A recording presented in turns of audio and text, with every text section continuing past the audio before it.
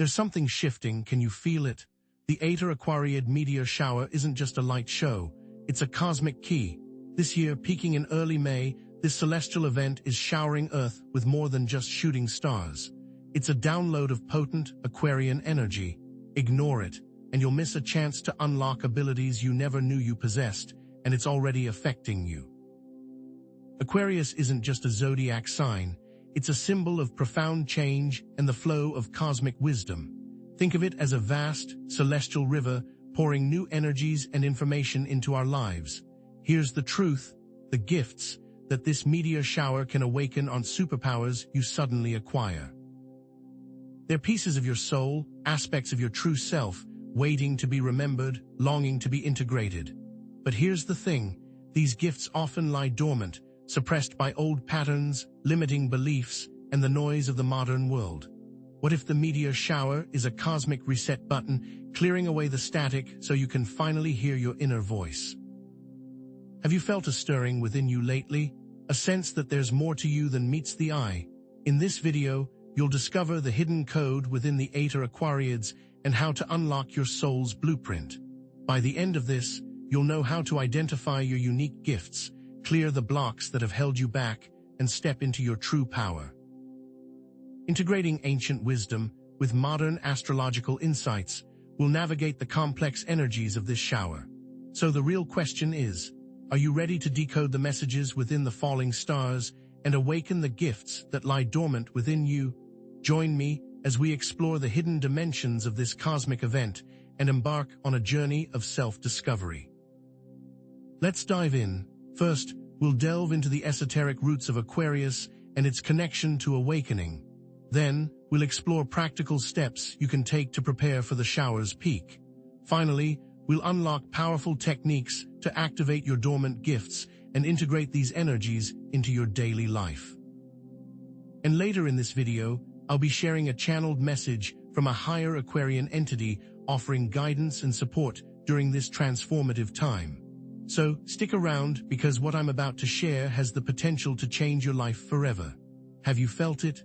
A subtle shift in the air, a heightened sense of empathy, or a pull towards helping others? This year's ETA AQUARIID meteor shower isn't just a spectacle. It's a gateway, a concentrated stream of Aquarian energy flowing directly into our collective consciousness, specifically designed to awaken the healer archetype within you. You might think it's just another meteor shower, but I'm telling you, this is different, this is potent, this is personal. And if you ignore this, you might miss a crucial opportunity for profound self-healing and a deeper understanding of your own empathic abilities. The healer archetype isn't about becoming a doctor or a therapist, although it can certainly manifest in those paths. It's about recognizing your inherent capacity to heal yourself emotionally, spiritually, and even physically, and extending that healing energy to others. Think of it as a dormant code within your DNA, waiting for the right frequency to activate. But here's the catch.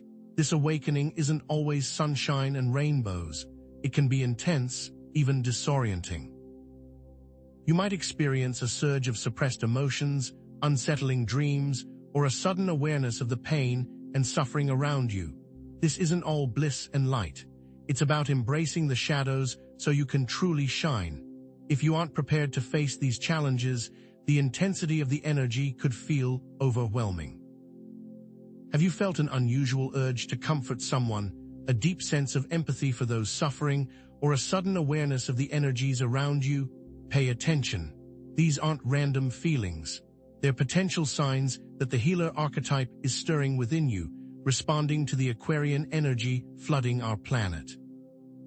The truth is, many are reporting a surge of creative energy focused on healing modalities, a renewed interest in natural remedies, and an almost insatiable desire to learn more about energy work.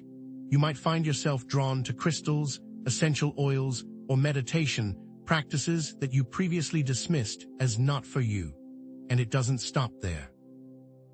Consider this, as the meteor shower approaches its peak, we also see a powerful alignment between Aquarius and Chiron, the wounded healer, further amplifying the healing potential. Specific conjunctions involving planets in water signs like Cancer, Scorpio, and Pisces signs that resonate deeply with emotions and intuition, are creating a cosmic amplifier for this healing energy. What does this mean for you? It means that your emotional wounds, the ones you've been carrying for years, perhaps even lifetimes, are now being brought to the surface for healing. This isn't just a coincidence. The universe is conspiring to help you step into your full potential as a healer. But here's what most people miss.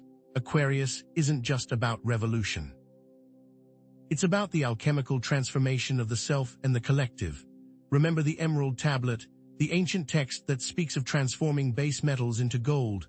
That's the essence of Aquarius, taking our wounds, our pain, our limitations, and transforming them into wisdom, compassion, and healing power. So how does this work? Think of it in this way. Everything has an energy signature, a unique frequency. The meteor shower's unique frequency interacts with your own energy field, like a tuning fork resonating with another. This resonance stimulates dormant DNA. Think of it as a switch being flipped, activating the healer archetype and unlocking abilities that have been waiting for the right moment to emerge. Now I know what some of you are thinking. Dormant gifts? That sounds a little far-fetched. Let's get one thing straight. These aren't magical powers bestowed upon a chosen few.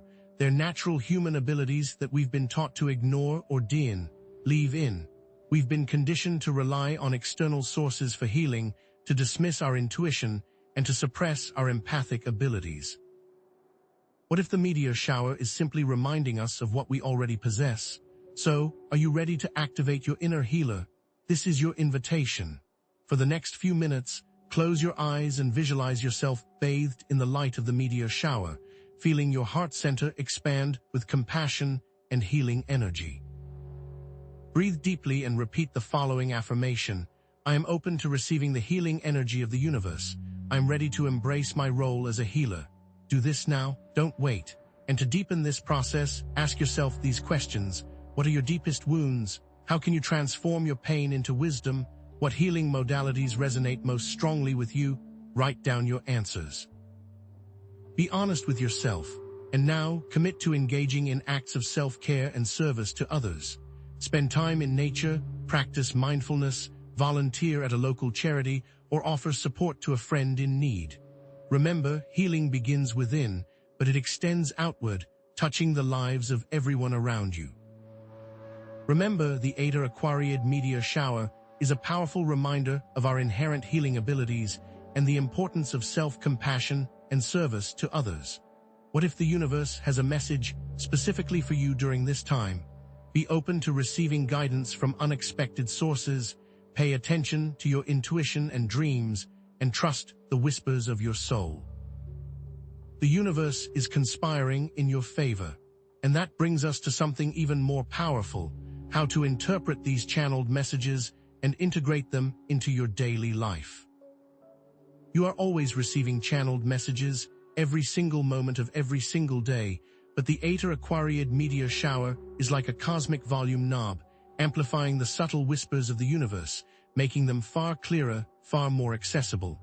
If how to tune in. Think of it as turning up the sensitivity on a high-powered radio receiver. Suddenly, signals that were once faint and distorted become crystal clear. This is the potential that awaits you during this celestial event. But here's the catch. Not all stations broadcast the truth. Not all signals have your best interest in mind, and some are deliberately broadcasting falsehoods. The truth is, not all channeled messages are easy to interpret. Some are veiled warnings, subtle tests of discernment, or require deep introspection to unlock their true meaning for you personally. The universe speaks in symbols, not plain English. Take, for example, the image of a key appearing repeatedly in your dreams.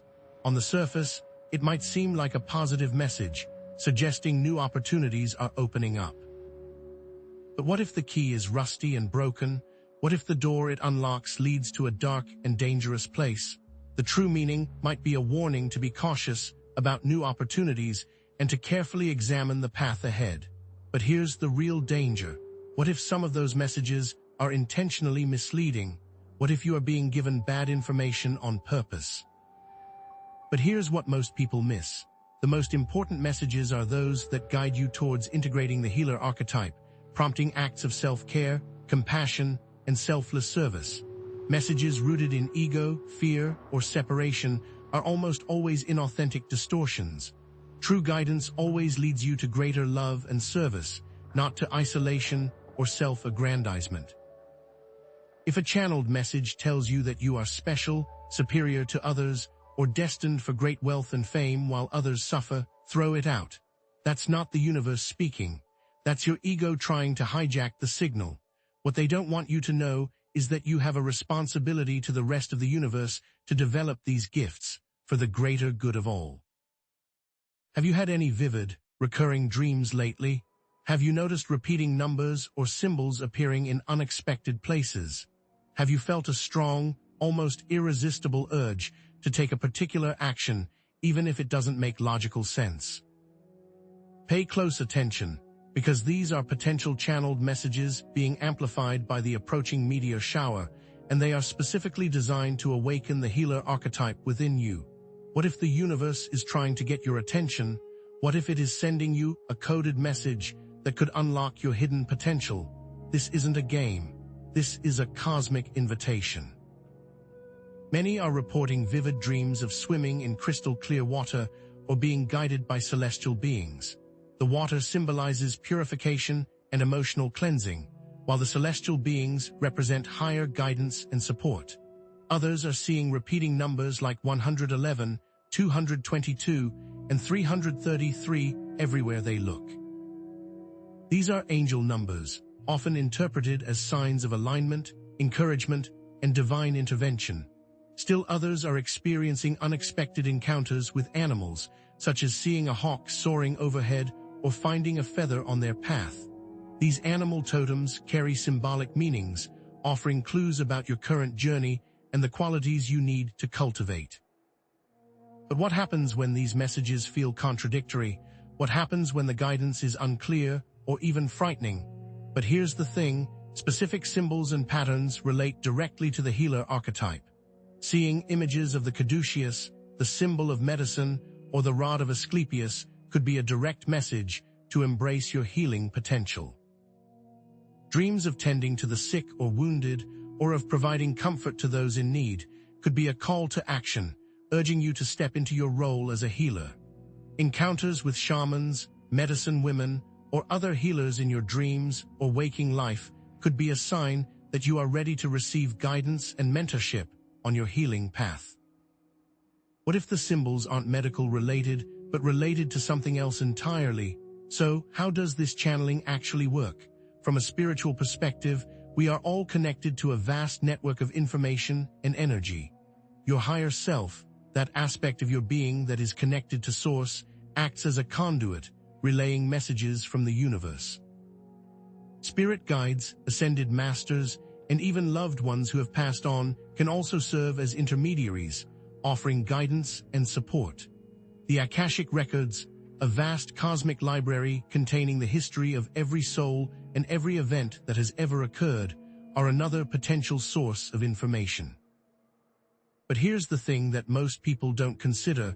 Many of these sources have their own agendas, their own intentions that may not be aligned with yours, and some are intentionally misleading. Now, I know what some of you are thinking. This sounds a little far-fetched. How can I be sure that I'm not just making this up? Let's get one thing straight. Not every thought that pops into your head is a channeled message. It's crucial to distinguish between your intuition and your ego. The ego is driven by fear, desire, and the need for control, while your intuition speaks from a place of love, wisdom, and compassion. Wishful thinking, delusion, and even ego interference can muddy the waters, making it difficult to discern the truth. What they don't want you to know is that you are being actively targeted by forces that don't want you to awaken. So, how can you identify authentic channeled messages? Authentic messages tend to be clear, concise, and empowering. They resonate with your heart, filling you with a sense of peace and joy. They align with your highest good and the good of all. Ego-driven messages, on the other hand, are often confusing, fear-based, and self-serving. They may inflate your ego, promising you power, wealth, or fame at the expense of others. If a message feels manipulative, controlling, or judgmental, it's likely coming from your ego, or worse, an external source trying to manipulate you. How can you be sure the messages you are receiving are your own? So, are you ready to receive clear, authentic guidance from the universe? Start by creating a sacred space for meditation and connection. Light a candle, burn some incense, and surround yourself with crystals or other objects that resonate with you. Dream journaling is another powerful technique. Keep a notebook by your bed and record your dreams each morning, paying attention to recurring symbols, emotions, and themes. Automatic writing is a technique that involves allowing your hand to write without conscious thought. Simply hold a pen and paper, relax your mind, and let your hand move freely across the page. Don't try to control what you write. Just allow the words to flow. But remember, creating these conditions does not guarantee truth, and the exact opposite may occur. Take a moment to connect with your spirit guides or other higher beings through prayer, meditation, or visualization. Visualize yourself surrounded by loving and supportive beings, and then ask for guidance on a specific issue or challenge. Be clear and specific in your questions. For example, instead of asking, "What should I do with my life?" ask, "What is my next step on my healing path?" Trust the answers that come to you, even if they don't make logical sense. What if the higher being that you are connecting with is something less than pure? Ultimately, you are the final authority on your own life. Trust your gut feeling, and don't be afraid to question anything that doesn't resonate with you. Seek validation from trusted sources or mentors, but ultimately follow your own inner guidance. The universe is always speaking to you, but it's up to you to listen, to discern, and to act on that guidance. This skill is what truly unlocks and strengthens the healer archetype within. But be aware, more often than not, you'll only understand the full implications later, so remember to be patient and kind to yourself. So as we've discussed, being open to guidance from the universe and trusting your intuition are critical when interpreting channeled messages. However, these skills will become increasingly important as you work to integrate the healer archetype, because these messages are not always what they seem, but we're just scratching the surface. You may find yourself inexplicably drawn to certain historical periods, cultures, or even specific individuals during this time. These attractions could be connected to past life experiences, offering valuable clues about your life purpose and healing path. Now that we've learned how to listen to the whispers of our soul, let's explore the echoes of our past and uncover the wisdom that's been waiting to be remembered, because what we'll discover next is even more shocking. You might not realize it, but this year's ETA AQUARIID meteor shower is more than just a beautiful celestial display. It's a cosmic trigger, capable of unlocking deep-seated memories and emotions from past lives that are directly relevant to your healing journey in this lifetime. The veil between lifetimes thins during this shower, making it easier than ever to access these past experiences. But here's the thing, these aren't just random glimpses into forgotten eras. They're carefully curated messages from your soul, specifically designed to help you awaken the healer archetype within. What if the pain you're experiencing today is nothing more than an echo of a past you don't even remember? These past life connections aren't just interesting stories or entertaining fantasies. They hold vital clues about your soul's purpose, karmic patterns, and the specific wounds you're here to heal in this lifetime. Think of these past lives not as mere stories, but as active energetic imprints that continue to influence your behaviors, relationships, and even your physical health in the present. The unresolved traumas, the unfulfilled desires, the karmic debts, they all linger within your energy field, subtly shaping your experiences. But here's the twist. What if those patterns, what if those blockages could be cleared with just a little work? Now I need to warn you, accessing past life memories can be emotionally challenging, potentially bringing up unresolved traumas and difficult emotions that you thought you had long buried. This isn't a casual stroll down memory lane. It's a deep dive into the recesses of your soul. It requires preparation, self-compassion, and a strong support system. This experience is also individual, as some feel nothing at all. What they don't want you to know is that, by healing these wounds, you are accessing a power that can rewrite not just your life, but the lives of those around you. Have you always felt a strong affinity or attraction towards certain cultures, time periods, historical figures, or geographical locations? Have you always been inexplicably drawn to ancient Egypt, medieval Europe, or a particular indigenous culture? Do you feel a sense of homecoming when you visit a certain place or learn about a specific period in history? These aren't just random preferences. They're potential echoes of past life experiences, whispers from your soul trying to guide you towards a forgotten truth. Have you ever picked up a new skill shockingly fast? It may just be that you're picking up where you left off. Many are reporting recurring dreams featuring specific locations or individuals they've never met in this lifetime. Some are experiencing unexplained phobias or anxieties, such as an intense fear of water, even if they've never had a traumatic experience with water in this lifetime. Others are discovering natural talents or skills that seem to come out of nowhere, like an innate ability to play a musical instrument or speak a foreign language. Many are reporting recurring dreams of being soldiers in ancient battles or experiencing intense déjà vu in specific locations they've never been to before. But what if these things don't feel past life? Why? What if it feels futuristic? Pay close attention to the recurring relationship patterns in your life. Are you constantly attracting the same type of romantic partner, even though you know they're not good for you? Do you find yourself locked in recurring conflicts with certain family members or close friends? These patterns might be karmic connections playing out across multiple lifetimes, unresolved issues seeking resolution in the present. Think about it. Recurring conflicts or intense attractions with certain individuals might indicate unresolved issues from past lives that are seeking resolution in the present. The shocking truth is that some of your most difficult relationships are actually opportunities for profound healing and growth. But you must be prepared to face what those relationships are trying to show you.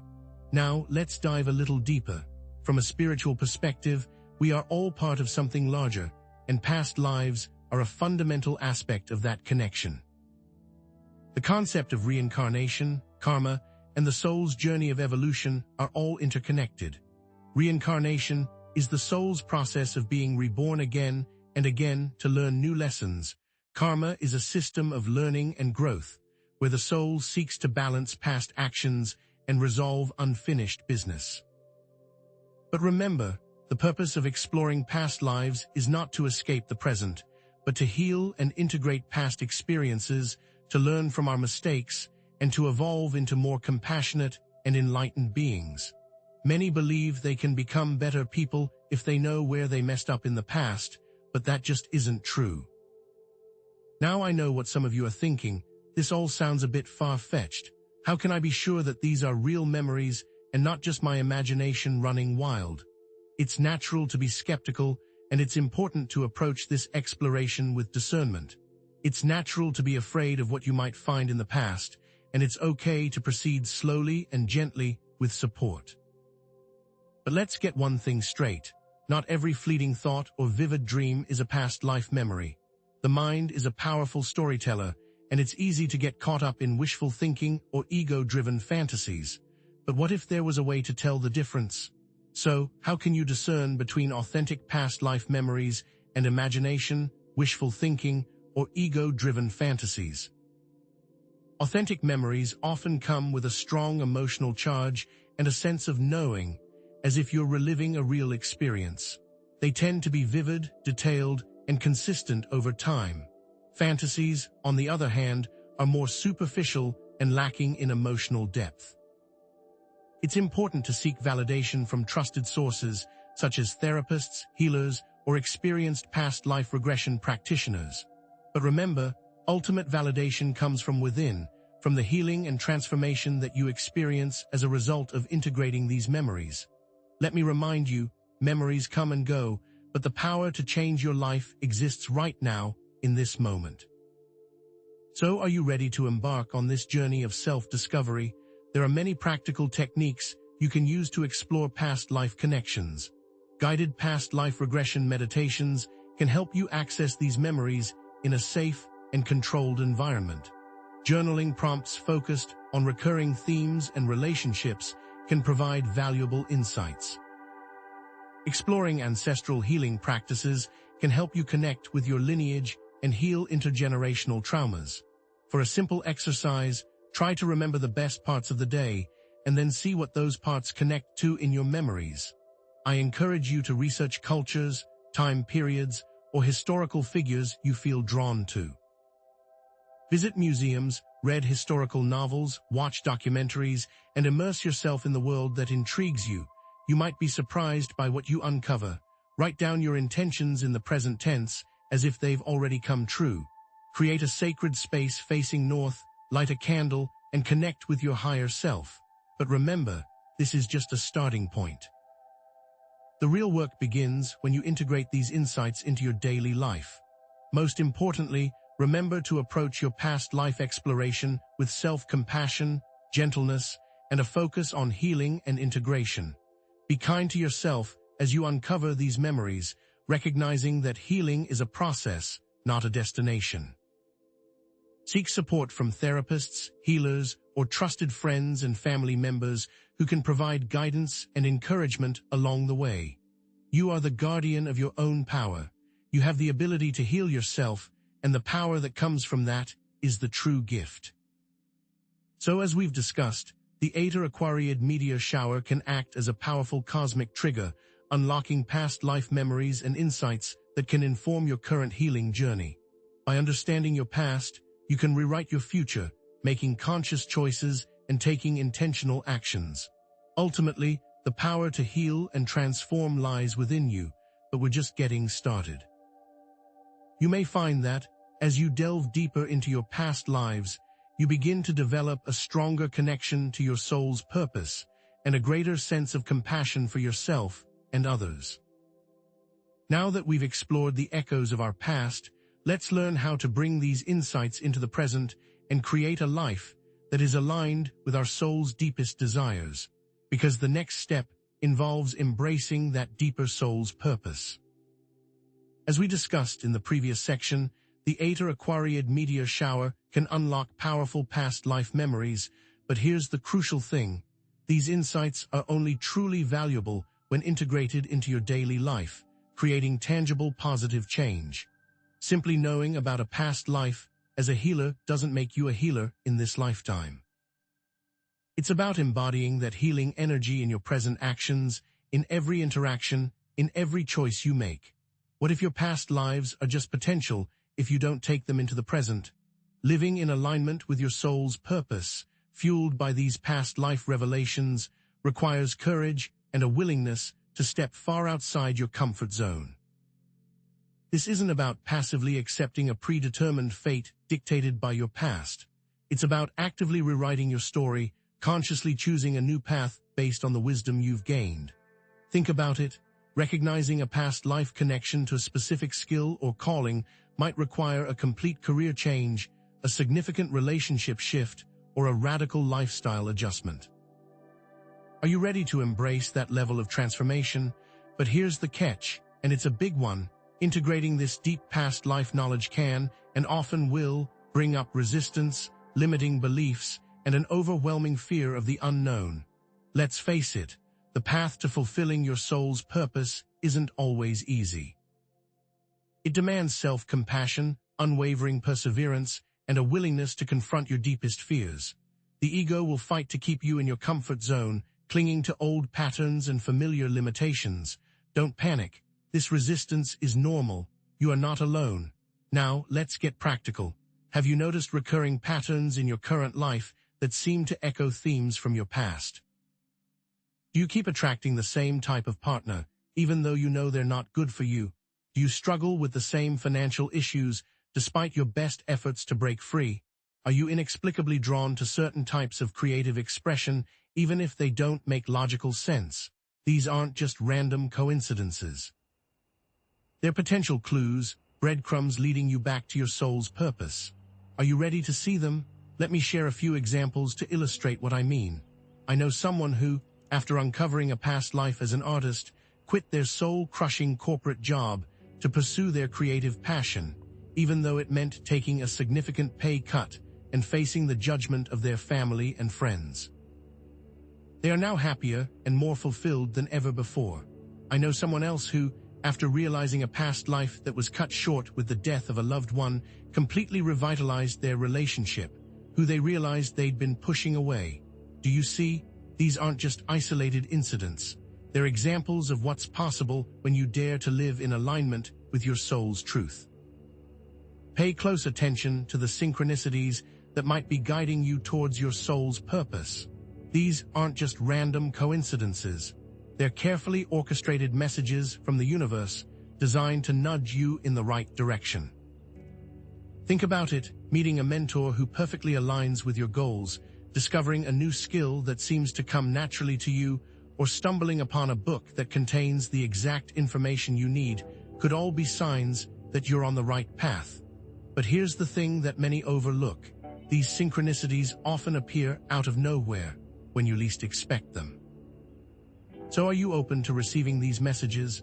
Are you ready to follow their lead? So how do you practically integrate these past life insights into your daily life?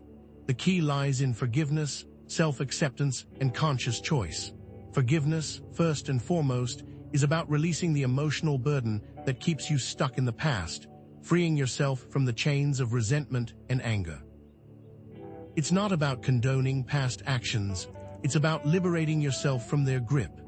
Next, self-acceptance is about embracing your imperfections, recognizing that you are a work in progress and that your past mistakes don't define you. Finally, conscious choice is about actively creating a new reality, making decisions that align with your soul's purpose and values, rather than blindly following old patterns. What if there was an unlimited supply of chances to make the right choice? Understanding your karmic patterns can empower you to make different choices in the present. Here's what they don't want you to know. You are not bound by your past. You have the power to rewrite your story. You are not a victim of your karma. You are a co-creator of your destiny. This isn't about denying your past. It's about understanding its influence and consciously choosing a new direction.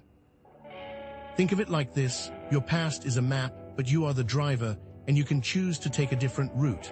Now, I know what some of you are thinking. This all sounds great in theory, but how practical is it really?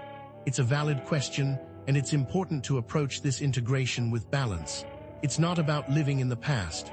It's about using the past to inform the present. The goal is to integrate wisdom, not to dwell on regrets or get stuck in old dramas. Think of it like this: the past is a compass guiding you towards your true north, but you still need to navigate the terrain of the present. But here's the thing: if you are honoring the past, you won't get lost in the present. So how can you put this past life knowledge into action, starting today? Begin by setting clear intentions, consciously choosing the direction you want to move in, and focusing your energy on creating a life that aligns with your soul's purpose.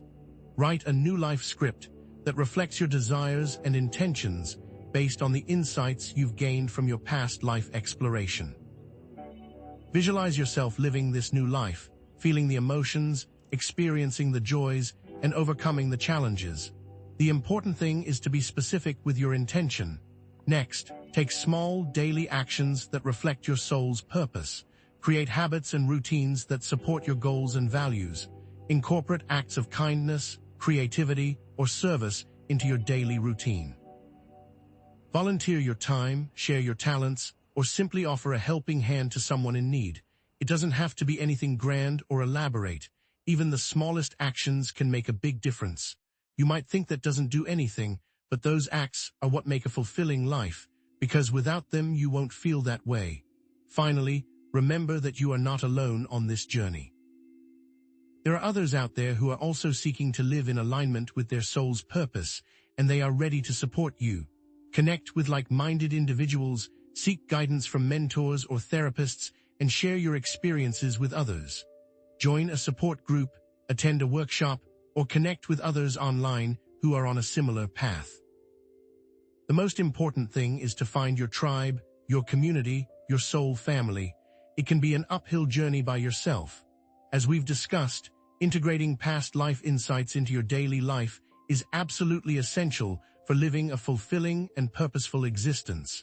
Living in alignment with your soul's purpose is not a passive process. It requires conscious action, unwavering commitment, and a willingness to step outside your comfort zone. The ETA AQUARIID meteor shower can help you unlock these past life memories, but ultimately, the power to transform your life lies in your own hands, in your own choices, in your own actions. Don't you see? You are the master of your destiny. But here's the intriguing part, the piece of the puzzle that many overlook. You may have dormant gifts and talents that have been cultivated over many lifetimes, skills and abilities that are just waiting to be activated and shared with the world. These gifts may seem to come naturally to you, as if you've always known how to do them. You may have dismissed them as just a hobby or something anyone can do, but the truth is, they are unique and valuable contributions that you are meant to offer the world. Now that we've learned how to integrate our past life insights, let's explore how to unleash these hidden talents and share our gifts with the world, because next, we are going to talk about what they don't want you to know about your dormant gifts. The ETA AQUARIIDs are upon us, but here's something crucial they're not telling you. This shower isn't just about passively receiving cosmic energy. The true potential lies in actively engaging with it to awaken specific, personalized dormant gifts that are waiting to be unlocked within you. This shower acts as a mirror, reflecting back your untapped potential, not simply handing you abilities on a silver platter. Are you ready to look in the mirror? Think of it like learning a musical instrument. The instrument, the opportunity, is readily available, but the skill, the mastery, requires dedicated practice, unwavering commitment, and a willingness to embrace the learning process. The meteor shower is simply the catalyst, the spark that ignites the flame, but the real work, the true transformation, is entirely up to you. Will you take the instrument in hand? And here's the twist. These awakened gifts may initially manifest not as dramatic, overnight transformations, but as subtle shifts in perception, a heightened sense of intuition, or a stronger, almost magnetic pull towards a specific area of service or creative expression. Discernment is key to recognizing these nascent abilities, to identifying the whispers of your soul amidst the noise of the world. But how can you tell the difference between a genuine calling and a passing fancy? For example, the gift of healing might not immediately manifest as the ability to cure diseases or perform miraculous interventions. Instead, it might start with a stronger sense of empathy, a knack for knowing what to say to comfort someone in distress, or a newfound, insatiable interest in holistic health practices and alternative therapies. These are the first whispers, the initial signs that your dormant healing abilities are beginning to stir. Are you listening closely enough to hear them? But here's the catch. Attempting to force or control the awakening process, trying to rush things before they're ready, can lead to frustration, disappointment, or even energetic imbalances. Surrender, trust, and unwavering patience are essential virtues on this path, qualities that will allow your gifts to unfold naturally in perfect timing. Are you willing to surrender to the process? Trying to rush the river will only muddy the waters. Trying to force a flower to bloom will only damage its delicate petals. In the same way, trying to control the awakening of your dormant gifts will only create resistance and block the flow of energy. You must trust that the universe knows what it's doing, that your soul has a plan, and that everything will unfold in perfect timing. Can you trust the universe to guide you? Now, take a moment to reflect on recent moments where you felt unusually inspired, deeply connected, or exceptionally capable. Perhaps you experienced a sudden surge of creativity, a profound sense of inner peace, or an uncanny ability to solve a problem that had been plaguing you for weeks. These seemingly random moments could be potential glimpses of your awakened gifts in action, fleeting previews of the incredible potential that lies dormant within you. Have you dismissed them as mere coincidences? Have you had a sudden urge to write, paint, sing, dance, or express yourself creatively in some way, even if you don't consider yourself to be an artist? Have you felt a surge of inspiration that led to a breakthrough in a challenging project, or a moment of clarity that helped you see a situation from a completely new perspective? These are not just random occurrences. They are signs that your dormant gifts are beginning to awaken. Are you ready to embrace them? Many are reporting a clearer sense of direction, a stronger connection to their inner guidance, and a greater ability to attract positive experiences into their lives. Others are finding that they can manifest their desires more easily, that their relationships are becoming more harmonious, and that they are experiencing a greater sense of purpose and fulfillment. And it doesn't stop there. The closer we get to the peak of the ETA AQUARIIDs, the more intense these experiences will become. Pay close attention to specific astrological transits during the ETA AQUARIID period, as these can amplify the manifestation of specific gifts. For instance, a strong connection between Aquarius and Mercury, the planet of communication, could spark innovative ideas, enhance your writing abilities, or help you express yourself more clearly and confidently. Are you ready to articulate your truth? Similarly, a connection between Aquarius and Venus, the planet of creativity and relationships, could inspire artistic expression, deepen your connections with others, or help you attract more love and abundance into your life.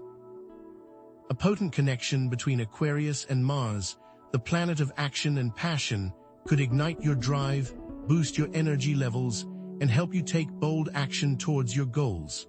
What if the planets are conspiring in your favor? But here's the deeper layer, what they really don't want you to know.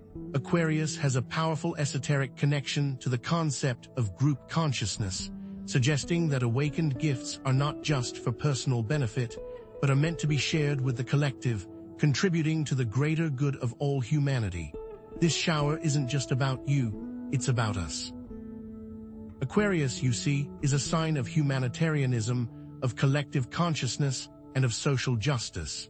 The ultimate goal of this transit is to use these gifts to serve others, to contribute to the evolution of humanity, and to create a more compassionate and sustainable world.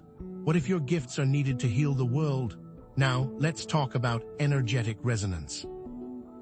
The ETA AQUARIID meteor shower can amplify the vibrational frequency of individuals who are already attuned to Aquarian energy, making it easier for them to access their dormant gifts, to tap into their hidden potential, and to express their unique talents in the world. But how does this energetic resonance actually work? Think of it like tuning a radio. When you tune your radio to the correct frequency, you can clearly hear the signal. Similarly, when you align yourself with the energy of Aquarius, you become more receptive to the messages and insights that the universe is trying to send you. Like attracts like, after all, and the more you align yourself with positive, service-oriented intentions, the more easily you'll attract opportunities to express your awakened gifts. Are you ready to tune into your highest frequency? But what about the skepticism surrounding the idea of dormant gifts? Are these just wishful thinking, new age fantasies, or is there something more to it? Let's reframe them as latent potentials that have been cultivated over many lifetimes, skills and abilities that are waiting for the right moment to be activated, waiting for the right conditions to be expressed. Do you feel the weight? These aren't magical powers that appear out of nowhere, but the culmination of your soul's journey, the expression of your unique essence, waiting to be shared with the world. They are the talents and abilities that you have honed over countless lifetimes, the skills that you have mastered, the wisdom that you have accumulated. This is no parlor trick. It's the destiny of your soul. So how can you identify and develop these awakened gifts? How can you tap into your hidden potential and share your unique talents with the world? Start by exploring different creative outlets, by experimenting with different forms of self-expression, and by allowing yourself to be guided by your intuition. What hidden talents are waiting to be discovered? Consider volunteering for causes you care deeply about, by lending your skills and talents to organizations that are making a positive impact in the world, and by surrounding yourself with individuals who embody the qualities you admire. Join a community group focused on social justice, or attend a workshop on personal growth and self-discovery. Are you ready to say yes to your calling? Create a sacred space where you can connect with your intuition, meditate, and explore your inner world. This could be a physical space in your home, a quiet corner where you can retreat from the world and connect with your soul. This could be a mental space that you can access through visualization, a sanctuary of peace and tranquility where you can connect with your higher self. Are you ready to journey inward? Set up an altar with crystals, candles, and other objects that inspire you, or create a daily meditation practice to quiet your mind and connect with your higher self. The key is to create a space where you feel safe, supported, and inspired, a space where you can truly be yourself and connect with your inner wisdom. Your space can become a portal. Remember to trust your intuition and follow your heart, even if it leads you down an unconventional path. The key to unlocking your dormant gifts is to embrace your unique potential, to express your authentic self, and to share your unique talents with the world. Your intuition, that quiet voice within, is your compass, guiding you towards your true north. Are you ready to listen? As you navigate the currents of change, know this: the ETA AQUARIID meteor shower can illuminate your path, but ultimately, it's up to you to walk it, to take the necessary steps, and to embrace the journey of self-discovery.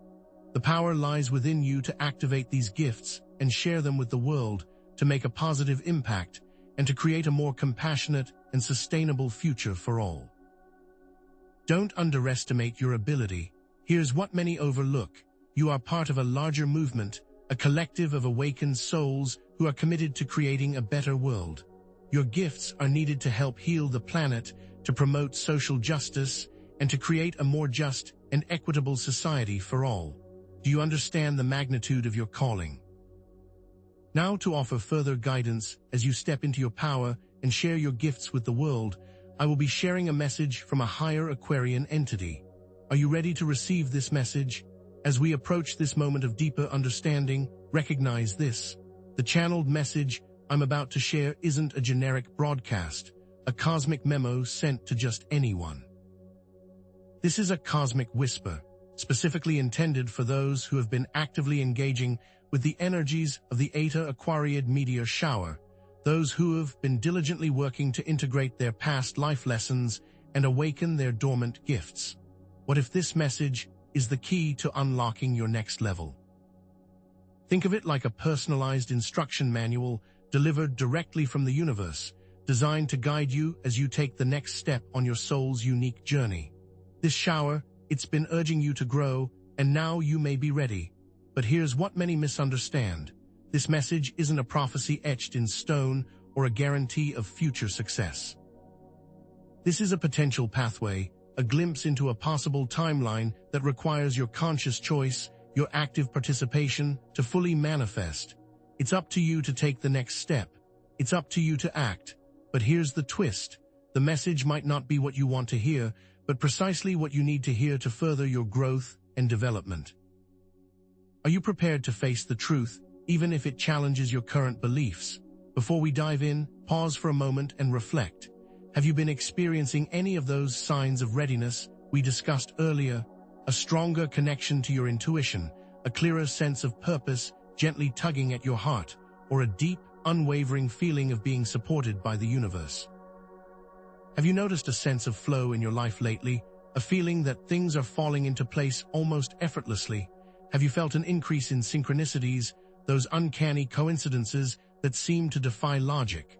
Do you feel more connected to your inner guidance, to that quiet voice within that always knows the way? If so, you might be primed to decode this Aquarian message. However, if you're feeling resistant, skeptical, or overwhelmed, that's perfectly okay. It simply means that you may not be quite ready for the message, and that's perfectly fine. Spiritual growth isn't a race. It's a dance, a journey that unfolds at its own unique pace. There is no finish line. Come back to this message later, when you feel more open and receptive, and it may resonate differently. Now, before I share the message, let me briefly explain how it was received. It came through during a period of deep meditation, a state of heightened awareness where the veil between worlds thins and communication with higher realms becomes more accessible. During this state, the message was recorded through automatic writing, a process where the hand moves seemingly on its own, guided by a source beyond conscious control. But remember, this is just how the message was received, not who sent it, so rely on your own discernment. Are you ready? Here it is. Embrace the serpent's wisdom. The labyrinth is the path. Unleash the silent song. Mend the broken circle. So what does it all mean? Let's break it down. First and foremost, remember that this message is a mirror, reflecting your truth, so what I say next is only one of many ways of understanding it. Embrace the serpent's wisdom might refer to tapping into the ancient knowledge and intuitive insights that reside within your subconscious mind. The serpent, after all, has long been a symbol of transformation, healing, and hidden knowledge seen in cultures across the planet. What hidden knowledge are you ready to embrace?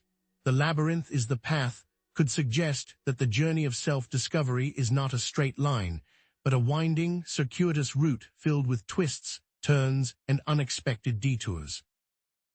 The labyrinth, you see, isn't about getting lost. It's about finding yourself, about navigating the complexities of your inner world and emerging stronger and wiser on the other side.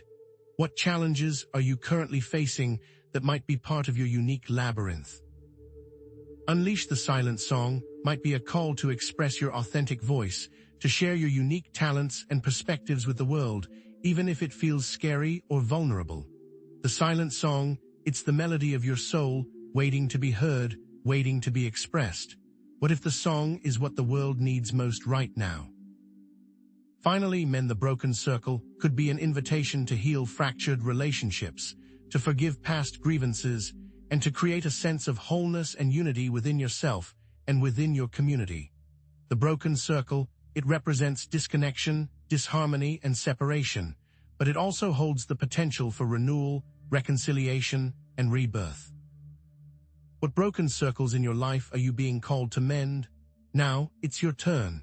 Take some time to journal about your reactions to this channeled message, exploring what it evokes in you, what questions it raises, and what actions it inspires. What is your initial reaction to this message? What limiting beliefs does it challenge? What specific actions does it inspire you to take in your daily life? Write it down, speak it aloud, feel the message resonate. And don't just blindly accept this message at face value. Test it. Experiment with different actions or perspectives and observe the results. If the message encourages you to embrace the serpent's wisdom, for example, you might try spending more time in nature, connecting with your intuition through meditation, or studying ancient wisdom traditions. If the message suggests you follow the path of the labyrinth, then try to accept that some things must be experienced. If it is urging you to sing, then what is stopping you from singing your heart out?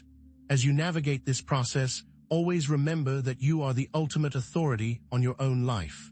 Only integrate the aspects of the message that resonate with your highest good, discarding anything that feels inauthentic or disempowering. You are the captain of your own ship, and you have the power to chart your own course. Remember, the map is not the territory. In summary, the channeled message is a tool for self-discovery and personal growth, a catalyst for unlocking your dormant gifts and aligning with your soul's purpose. But here's what's important. Don't forget that the journey of awakening requires ongoing self-reflection, conscious action, and a willingness to embrace the unknown. As the meteor shower fades from view, will you take the lessons it taught to heart? But here's the thing. The awakened gifts and insights you gain through this process are not meant to be kept to yourself. Your unique talents and perspectives are needed now more than ever to help heal the planet and create a more just and equitable society. What if your greatest contribution lies just beyond your comfort zone? Now, as we prepare to conclude this journey together, let me offer some final words of wisdom as you step into your power and share your gifts with the world. The next section will be all about taking what you've learned and turning it into meaningful action. So, as we prepare to conclude this journey together, let me offer some final words of wisdom as you step into your power and share your gifts with the world. What if this channeled message, those 4 lines of poetic guidance, weren't just for you? What if it was a microcosm, a tiny reflection of the larger shifts occurring as humanity transitions into the age of Aquarius? This isn't just about personal guidance anymore. It's about decoding your personal instructions relating to a global event. The message's meaning becomes clearer when viewed against the backdrop of the immense, unfolding global changes. But here's the thing, this transition is not a smooth, linear process, far from it. This is a period of chaos, disruption, and accelerated change, both on a personal and global level, like a pressure cooker about to blow. Are you feeling the heat? This channeled message, that simple verse, can be your personal key to managing that anxiety. And here's the catch. Interpreting that channeled message within this context requires a balanced perspective. You can't afford to fall into blind optimism, pretending everything is perfect, nor can you succumb to fear-based narratives that predict imminent doom. Discernment is now your greatest superpower. Now more than ever, you must be able to navigate the fake news of both the spiritual and material worlds. Neither ignoring global problems nor succumbing to fear is a productive response. The channeled message guides you toward a path of empowered action, rooted in your unique gifts and abilities. But are you willing to see the world as it truly is, without rose-colored glasses or doomsday filters? So let me ask you this. How do the themes within your channeled message, healing, service, creativity, whatever resonated most strongly, relate to the current global challenges we face?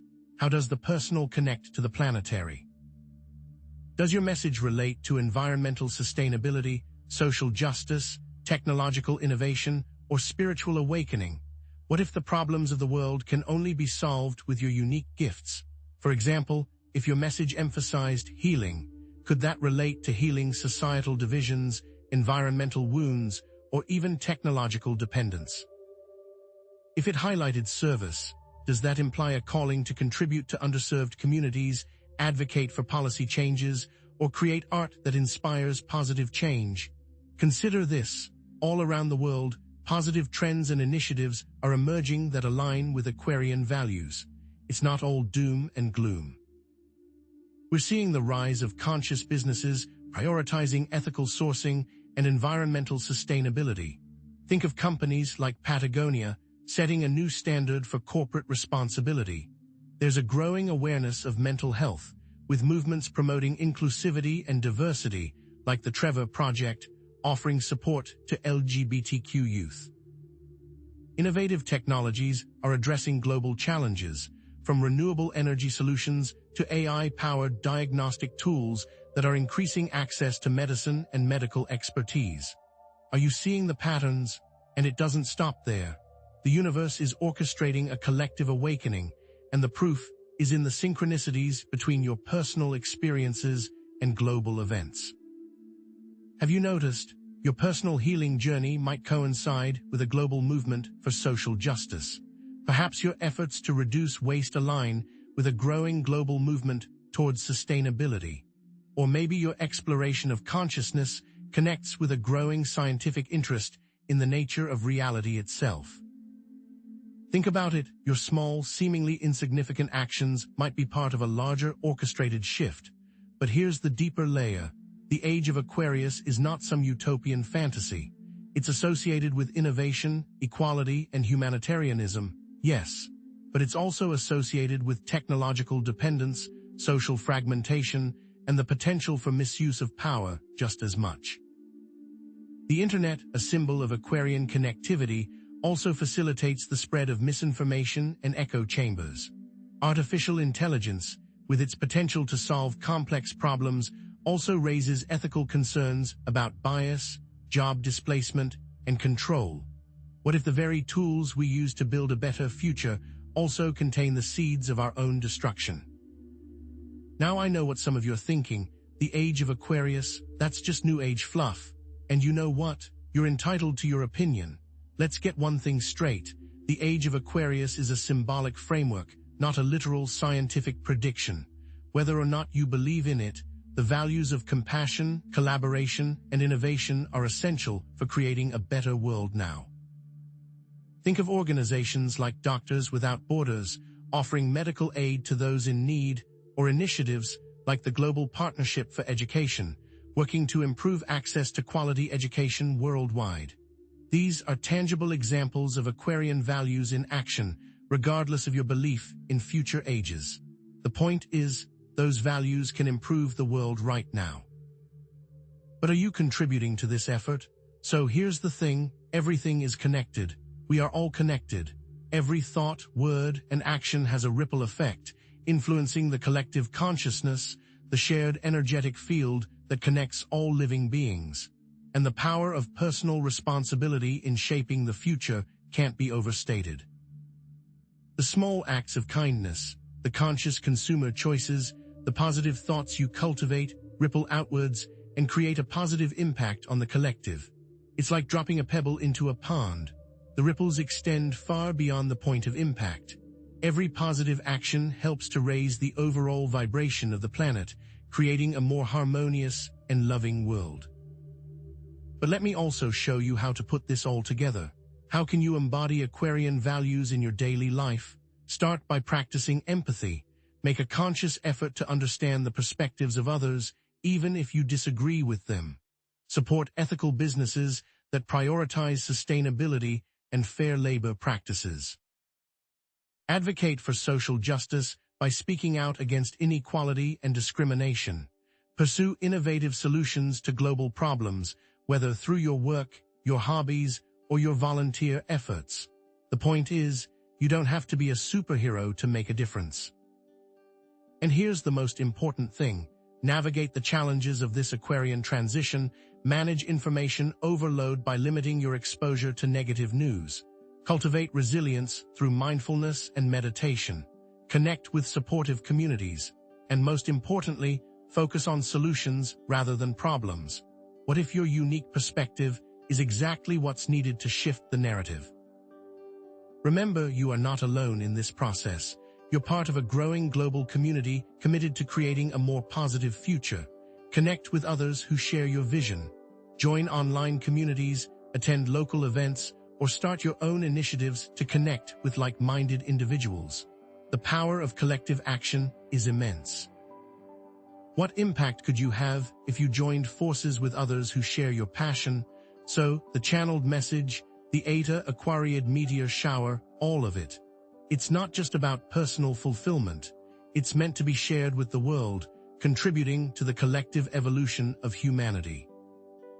Now, as we prepare to conclude this journey together, remember that your unique talents and perspectives are needed to help solve global problems and create a more just and equitable society. Now is the time to make use of those dormant gifts that the meteor shower awakened. What if your greatest contribution lies just beyond your comfort zone? But we're just scratching the surface of this grand awakening. The channeled message also alludes to something deeper, something ancient, a hidden connection between Aquarius and the ancient cult of Mithras, tying it to themes of awakening and rebirth. Mithraic rituals involved cave symbolism, closely linked to the constellation Taurus, which neighbors Aquarius, symbolizing humanity's journey from darkness to spiritual enlightenment. But we'll explore that connection and its profound implications in the next section. Now, as we prepare to conclude this journey together, you're ready to step into your power and share your gifts with the world. The dormant gifts awakened during the meteor shower aren't just for personal fulfillment, but are meant to be shared with the world, contributing to the collective evolution of humanity. We are connected, and that is powerful. And what we'll discover next is even more shocking. Hints that these gifts originate from a connection to star systems beyond our own, and specific stars within the constellation Aquarius that have a powerful energetic influence tied to past lives or potential future roles. Are you ready to remember? What if the most significant barrier standing between you and sharing your awakened gifts isn't a lack of talent or opportunity, but something far more primal, far more intimate? What if it's a deep-seated fear of visibility, a fear of being truly seen, judged, or even rejected for who you really are? This isn't just about stage fright. It's about the vulnerability required to fully embody your authentic self in a world that often demands conformity. Think of sharing your awakened gifts as standing on a stage for the first time naked. Every insecurity, every doubt, every perceived flaw is exposed to the harsh glare of the spotlight. Your heart pounds, your palms sweat, and a voice in your head screams, "Get off."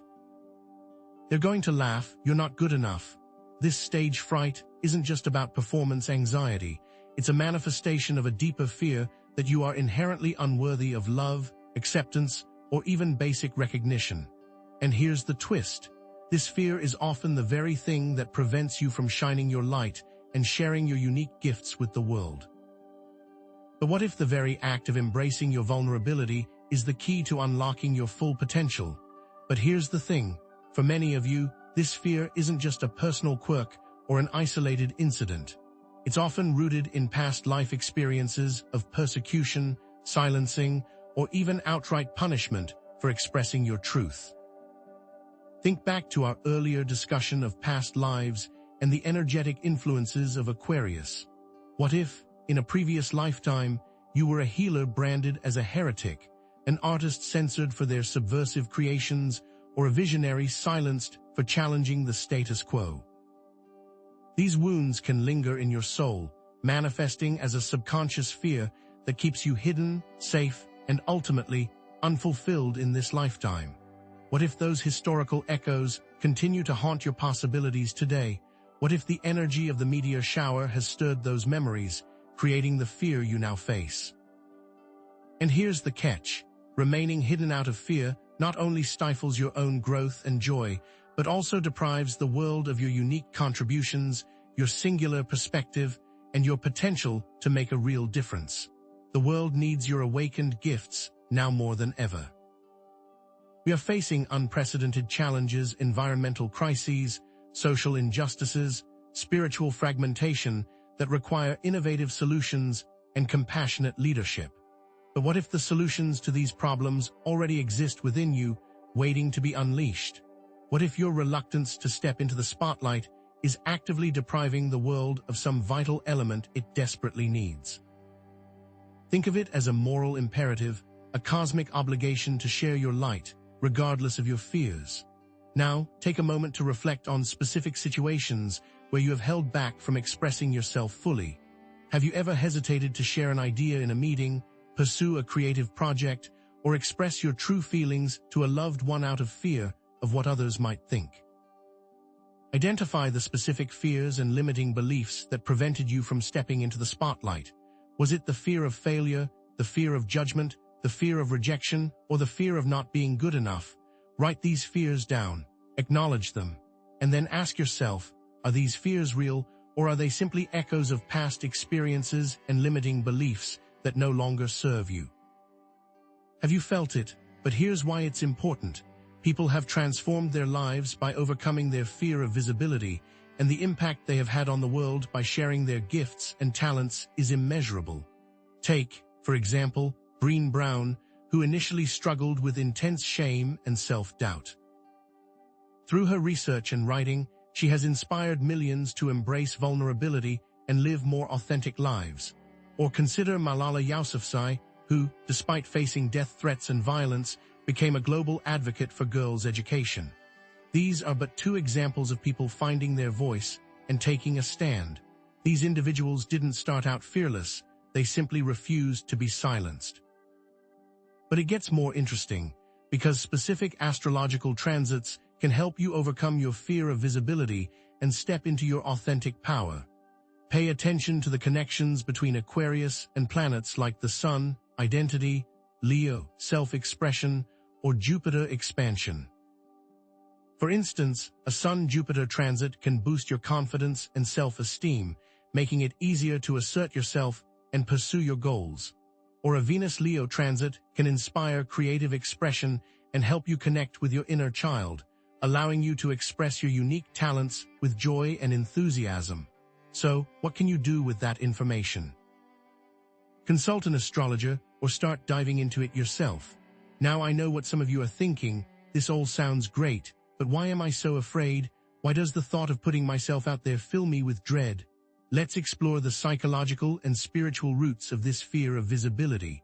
We have to confront that shadowy part of ourselves, our shadow self, as some call it. This is the part of ourselves that we try to hide from the world, the part we deem unacceptable or unworthy of love. Then there's the inner critic, the voice in our head that constantly tells us we're not good enough, smart enough, or talented enough. And of course, there's the imposter syndrome, the persistent feeling that we're faking it, that we're about to be exposed as frauds, despite all evidence to the contrary. The truth is, facing that fear is about accepting your dual nature, but there's more. Practical strategies can overcome the fear of visibility. These begin with self-compassion, treating yourself with the same kindness and understanding you would offer a dear friend. Challenge those limiting beliefs that hold you back, questioning their validity and replacing them with more empowering narratives. Reframe those negative thoughts that creep into your mind, focusing on the positive impact you can have on the world by sharing your gifts. The old adage of treat others how you want to be treated also applies to yourself. What if all you needed to do was change your inner monologue? But what about those of you still thinking, I'm not good enough to share my gifts? That's a normal feeling. Perfection is not the goal here. Authentic expression is. The world doesn't need another flawless performer. It needs you with all your unique imperfections and vulnerabilities. The world needs real, not perfect. The value comes from the intention behind your actions, not the flawless execution. Your willingness to show up, to be seen, to be heard, is a gift in itself. Isn't it time you believed that? What if you're already good enough, right now, just as you are? So, how do you move forward? Start by stepping outside your comfort zone and increasing your visibility. This doesn't mean you have to suddenly become a public speaker or a social media influencer. Start small. Share your thoughts and feelings with trusted friends and family members. Create content online, even if it's just a simple blog post or a short video. Speak up in meetings or group discussions, offering your unique perspective. The important thing is to start taking action, even if it feels uncomfortable at first. Then, make sure you celebrate your accomplishments, no matter how small. Keep a gratitude journal to track your successes and remind yourself of the positive impact you are having on the world. Acknowledge your progress, your growth, and your courage to step outside your comfort zone. Reward yourself for taking risks and putting yourself out there. What if celebrating your successes is the key to building momentum and overcoming your fears? But most importantly, remember that you are not alone on this journey. Connect with others who are committed to overcoming their fear of visibility and sharing their gifts with the world. Join online communities, attend local events, or seek mentorship from individuals who embody the qualities you admire. Find a supportive network of like-minded souls who can encourage you, inspire you, and hold you accountable to your goals. After all, a problem shared is a problem halved. Let's bring this all together. Overcoming the fear of visibility is essential for fully embracing your potential and sharing your awakened gifts with the world. Remember, the meteor shower offered a chance for personal change, but now it's up to you to share that change with the world, even if fear is present. Embrace your vulnerability, challenge your limiting beliefs, and take action even if it feels uncomfortable. But prepare yourselves, because the cosmos is about to turn up the volume. New Aquarian energies are on their way, further amplifying the need for authentic self-expression and contribution. The stakes are about to get higher. The universe is urging you to step into your power and share your unique gifts with the world. Is anyone listening? Time to decide. All that has been revealed thus far has been in preparation for this. As the event horizon opens, you'll need all the tools we've revealed to navigate it. Now get ready, because we're about to enter a cosmic event horizon, a period of intense energetic activity that will require all of the tools and insights you have gained throughout this journey. It's up to you to stay tuned. The cosmic event horizon is not a singular point. It's not a pinpoint on the calendar. Think of it instead as a period, an era of intensified energetic activity. A crucible forging new realities even as it melts down the old. The precise timing, the specific effects, these remain somewhat shrouded in mystery. Your mystery, each individual must discover them for themselves. Like a storm front approaching, you can see it coming, feel the pressure in the air, but you don't know exactly when or where it will strike, or how strong it will be. This event horizon isn't just a storm, it's a period of intense uncertainty.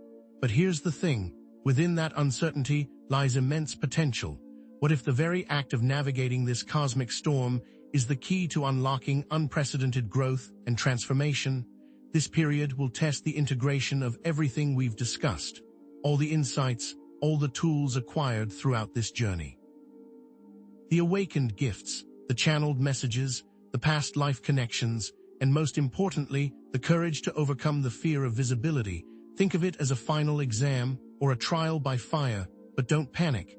You've been preparing for this your entire life, even if you don't realize it. Those who haven't diligently prepared may experience heightened anxiety, confusion, a sense of being overwhelmed. The importance of grounding, self-care, reliance on inner guidance, these become paramount during this time. Those who haven't packed their bags will find themselves lost in the storm. Let's face it, preparation is essential for navigating this event horizon.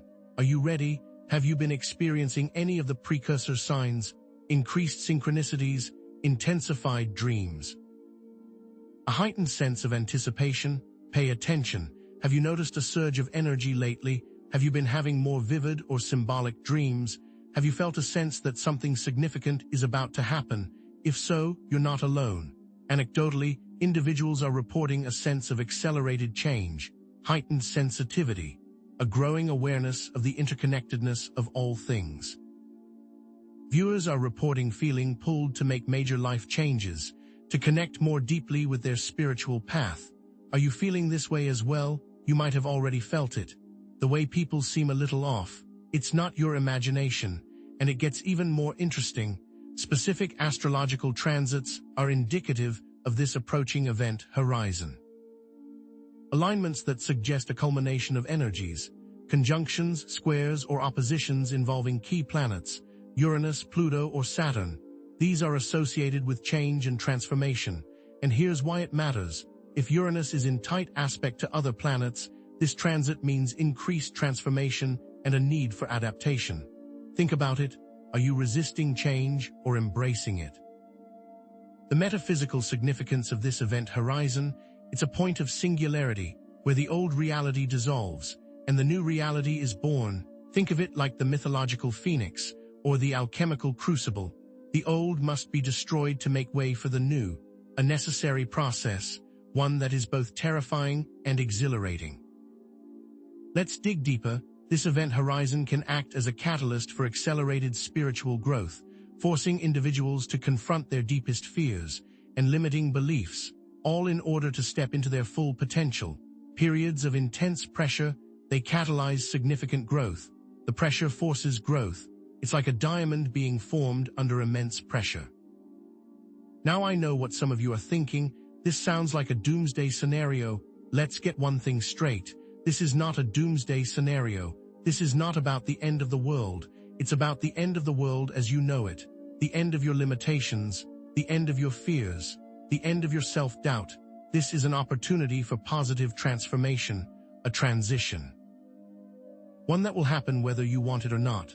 So how do you navigate these challenges?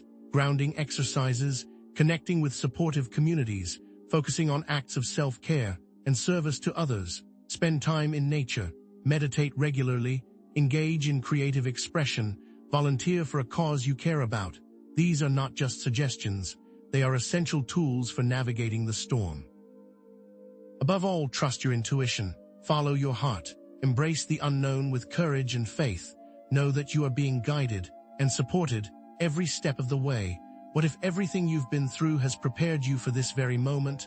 What if you're exactly where you need to be? Remember this, you are a powerful creator. You have the ability to shape your own reality. Even amidst the chaos and uncertainty, the universe is a mirror, reflecting back your deepest beliefs and intentions. So what are you choosing to believe? What are you choosing to create? The choice is yours. Let's bring it all together. This cosmic event horizon is a period of intensified energetic activity. It will test your ability to integrate all of the lessons and tools you've acquired throughout this journey. Remember those earlier revelations? They have prepared you for the current challenges. Do not give in to fear. But here's the twist. What if the fear itself is the key? What if embracing the fear, fully feeling it, is the only way to transcend it? This isn't just about managing anxiety. It's about alchemizing fear into fuel for your transformation. The shadow self we spoke of, it's not an enemy to be vanquished. It's an untapped source of power waiting to be integrated. And here's the twist. They don't want you to know about the power you can find in the dark. Remember this too. Even amidst the chaos and uncertainty, you are not alone. You are being guided and supported by the universe. You are part of a larger movement, a cosmic awakening. Your role is essential. Don't underestimate the power of your presence. Your light is needed now more than ever. This is not just a personal journey. This is a collective awakening, and it begins with you, but we're just scratching the surface of what you'll experience. So let's transition to what's next. In the next segment, I will offer some final words of encouragement, a powerful affirmation, and a call to action, preparing you to step into your power and share your gifts with the world.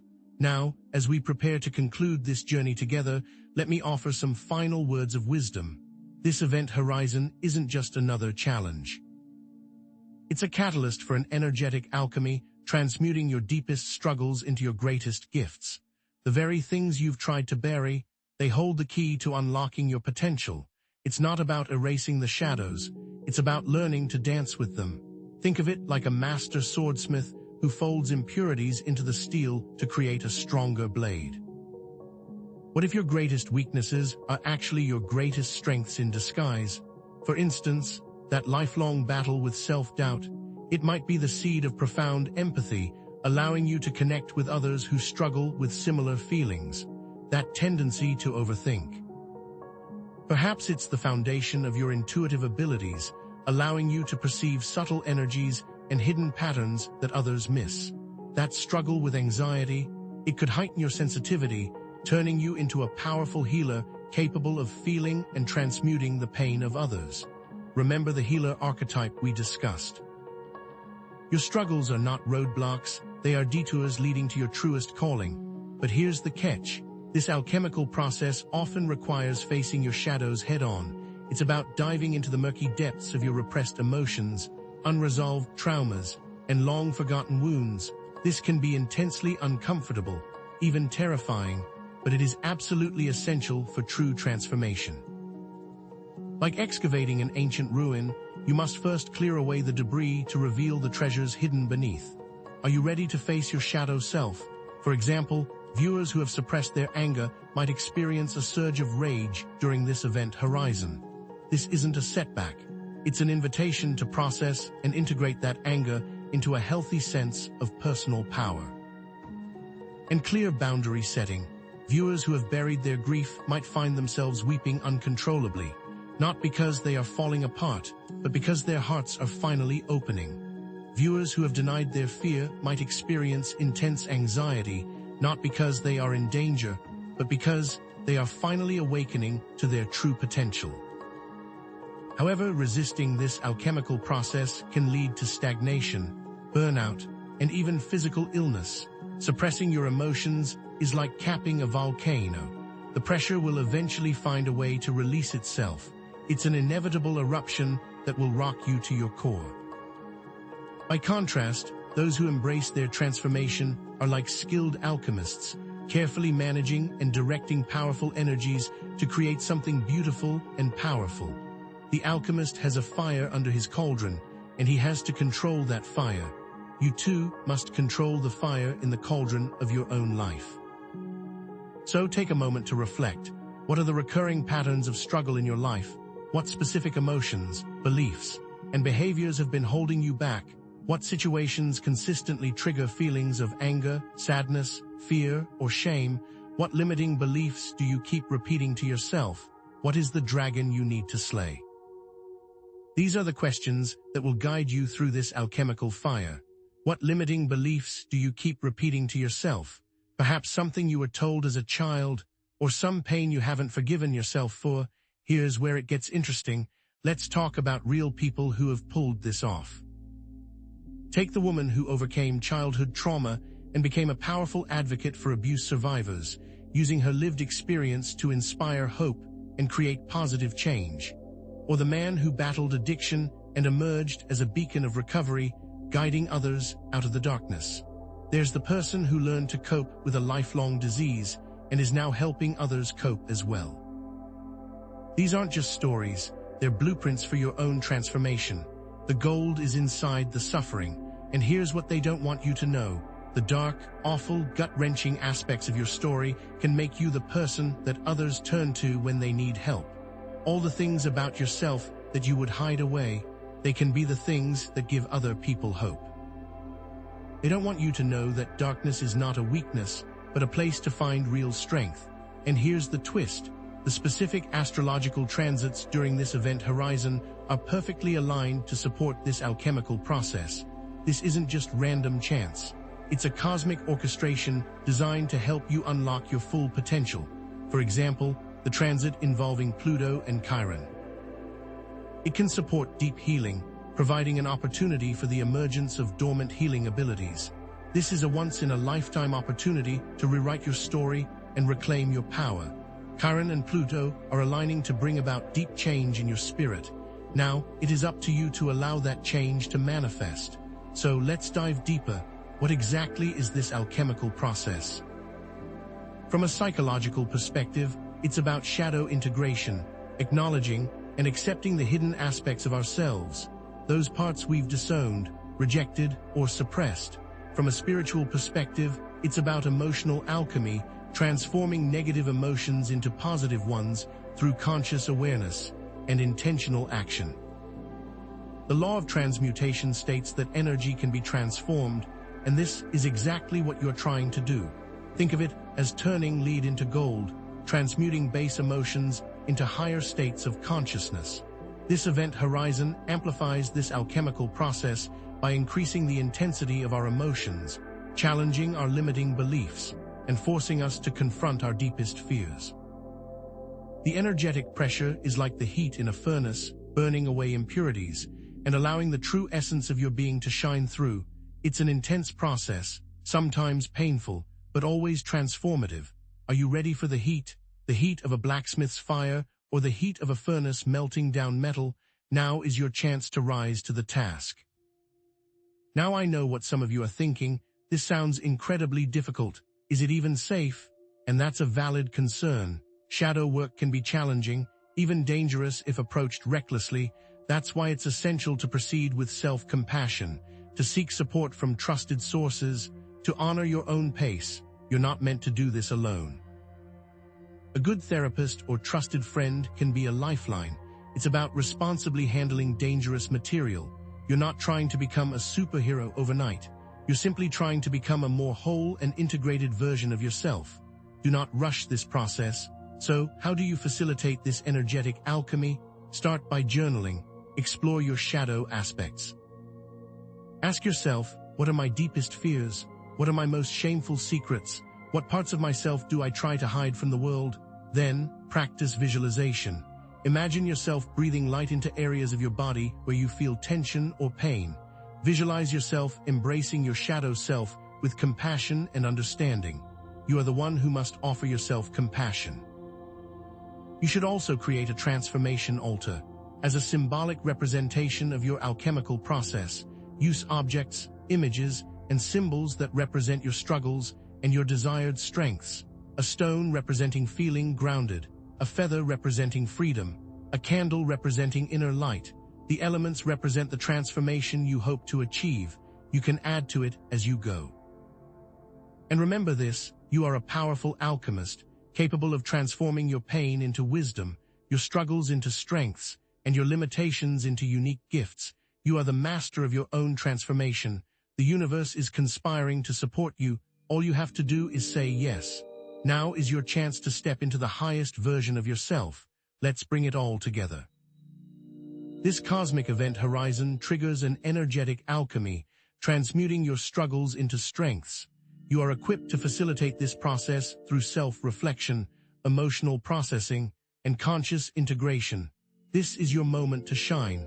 The event horizon allows you to act to become the greatest expression of yourself. But here's the final piece of the puzzle. The awakened gifts you gain through this alchemical process are not meant to be hoarded. They're meant to be shared with others, to be used in service to something larger than yourself. This is why it's so important to find your tribe, to connect with like-minded individuals who resonate with your authentic self. You'll begin to attract those who resonate with your authentic self. So now you need to find those who get you, those fellow travelers on your journey of transformation, those who will support you, challenge you, and celebrate your victories. The question is, how do you find them? In the next segment, we'll explore how to identify and connect with your soul tribe, offering guidance for finding supportive communities that align with your values and purpose. So let's find your tribe. But here's the thing, those awakened gifts that alchemize strength needs fertile ground to truly blossom. It needs a supportive ecosystem. And that fertile ground, that ecosystem, it's your soul tribe. Without this tribe, those gifts may remain dormant or even be suppressed, gathering dust instead of changing the world. They're not meant to be hoarded, you see. Think of these awakened gifts like seedlings bursting forth with potential after a long winter. The seeds have sprouted, fueled by the meteor shower's energy, but they need fertile soil, water, and sunlight to grow into strong, resilient plants. A single seedling can struggle to thrive in a harsh environment, battered by the elements and choked by weeds. But a thriving garden, a vibrant community of plants, that's where true magic happens. That's where a garden's worth of gifts can flourish. But here's the twist. A soul tribe is more than just a social circle. It's not just about casual acquaintances or surface-level connections. It's a group of individuals who share similar values, passions, and a deep commitment to growth and service. It's about finding those kindred spirits who resonate with your authentic self, who see your potential, and who encourage you to step into your power. Finding this tribe requires intention, discernment, and courage. You have to want to find it. Think about it. What's the difference between a casual acquaintance and a true soul connection? A casual acquaintance might be someone you chat with at a party, but a soul connection is someone you feel like you've known for lifetimes. It's someone who understands your quirks, your passions, and your deepest fears without you having to explain yourself. Remember, your vibe attracts your tribe. It's crucial to be authentic and aligned with your values to attract the right people. Your soul tribe understands each other's vibe at a deep, intuitive level. They speak your language. They see your heart. They get you without you having to explain yourself. Pay attention, because remaining in toxic or unsupportive environments can stifle your awakened gifts, leading to feelings of isolation, frustration, and even a sense of betrayal by the universe. It's like trying to grow a garden in a toxic wasteland. The seeds of your awakened gifts will struggle to take root and blossom. They need nurturing, encouragement, and a community of like-minded souls to thrive. A soul tribe is essential for personal growth, for celebrating wins, for commiserating losses. But the main thing a soul tribe does is offer stability and clarity when the path is uncertain. Trying to grow a garden in a toxic wasteland will only lead to disappointment. Remaining in a negative environment will damage the seeds of your awakened gifts, and eventually the light of hope will diminish. You need to break free. You need to find your people. You need to cultivate a supportive environment where your gifts can flourish and contribute to the world. So, let's dive deeper. Who are these people?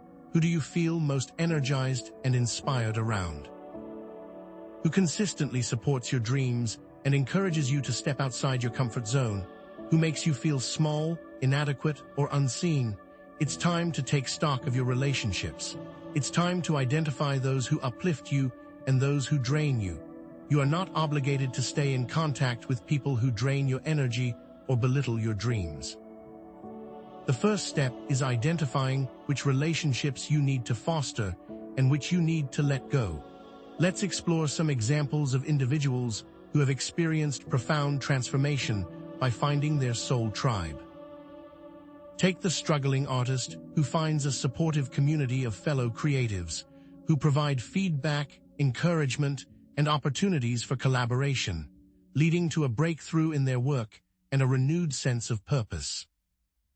Or the introverted writer who joins an online writing group where they receive constructive criticism, build confidence, and find the motivation to finally finish their novel. It's about the cumulative effect. The tribe has a cumulative effect. It amplifies individual strengths, provides a safety net during times of doubt, and creates a sense of shared purpose. The tribe makes a big difference. Imagine a lone wolf trying to survive in the wilderness versus a pack working together to hunt and protect each other. The pack has a clear advantage, and so does the individual who finds their soul tribe. It's about finding strength in numbers, celebrating diversity, and recognizing that we are all interconnected. The universe provides opportunities, but the tribe helps you make the most of those opportunities. Now, pay attention. What specific synchronicities might be guiding you towards your soul tribe? Have you experienced chance encounters with like-minded individuals? Have you stumbled upon shared interests or a feeling of instant connection with certain people?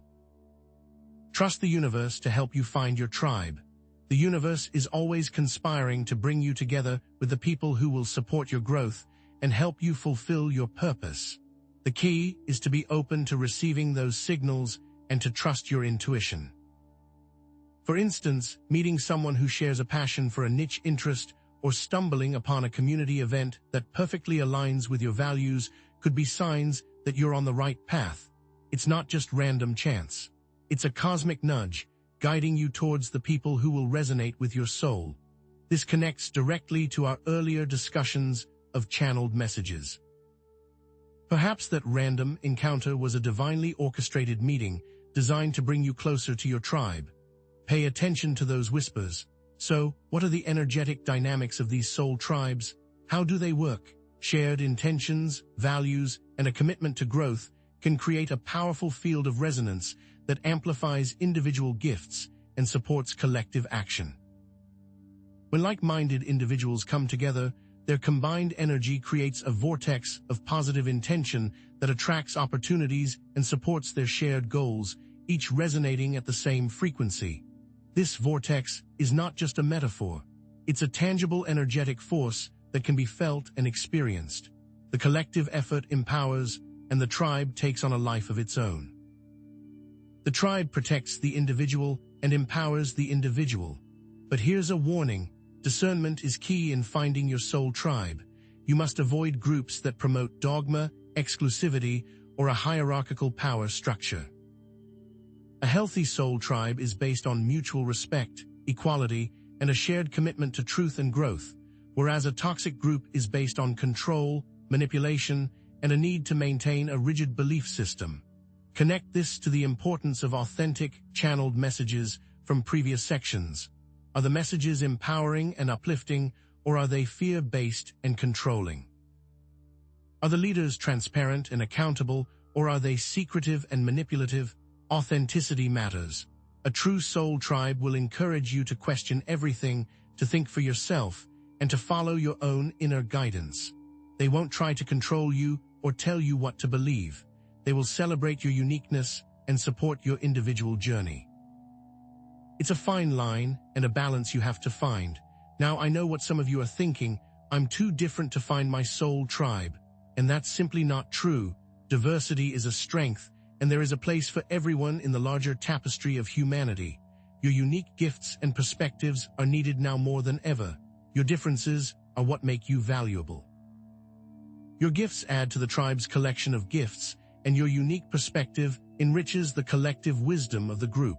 It's important to remember that you have unique gifts and qualities. So, how do you identify and connect with your soul tribe?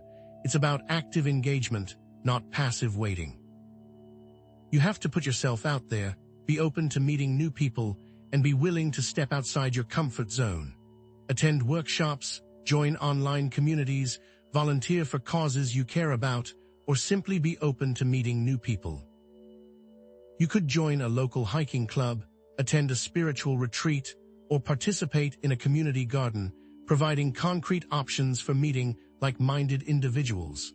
The key is to find activities and environments that align with your values and passions. Consider creating your own soul tribe by starting a group or initiative that aligns with your values and passions, providing a space for others to connect and collaborate. You could start a book club, a meditation group, or a support group for people with similar interests, providing concrete steps for forming this new tribe. The emphasis is on building a community, on creating a space where people feel safe, supported, and empowered to be themselves. You can reach out to others.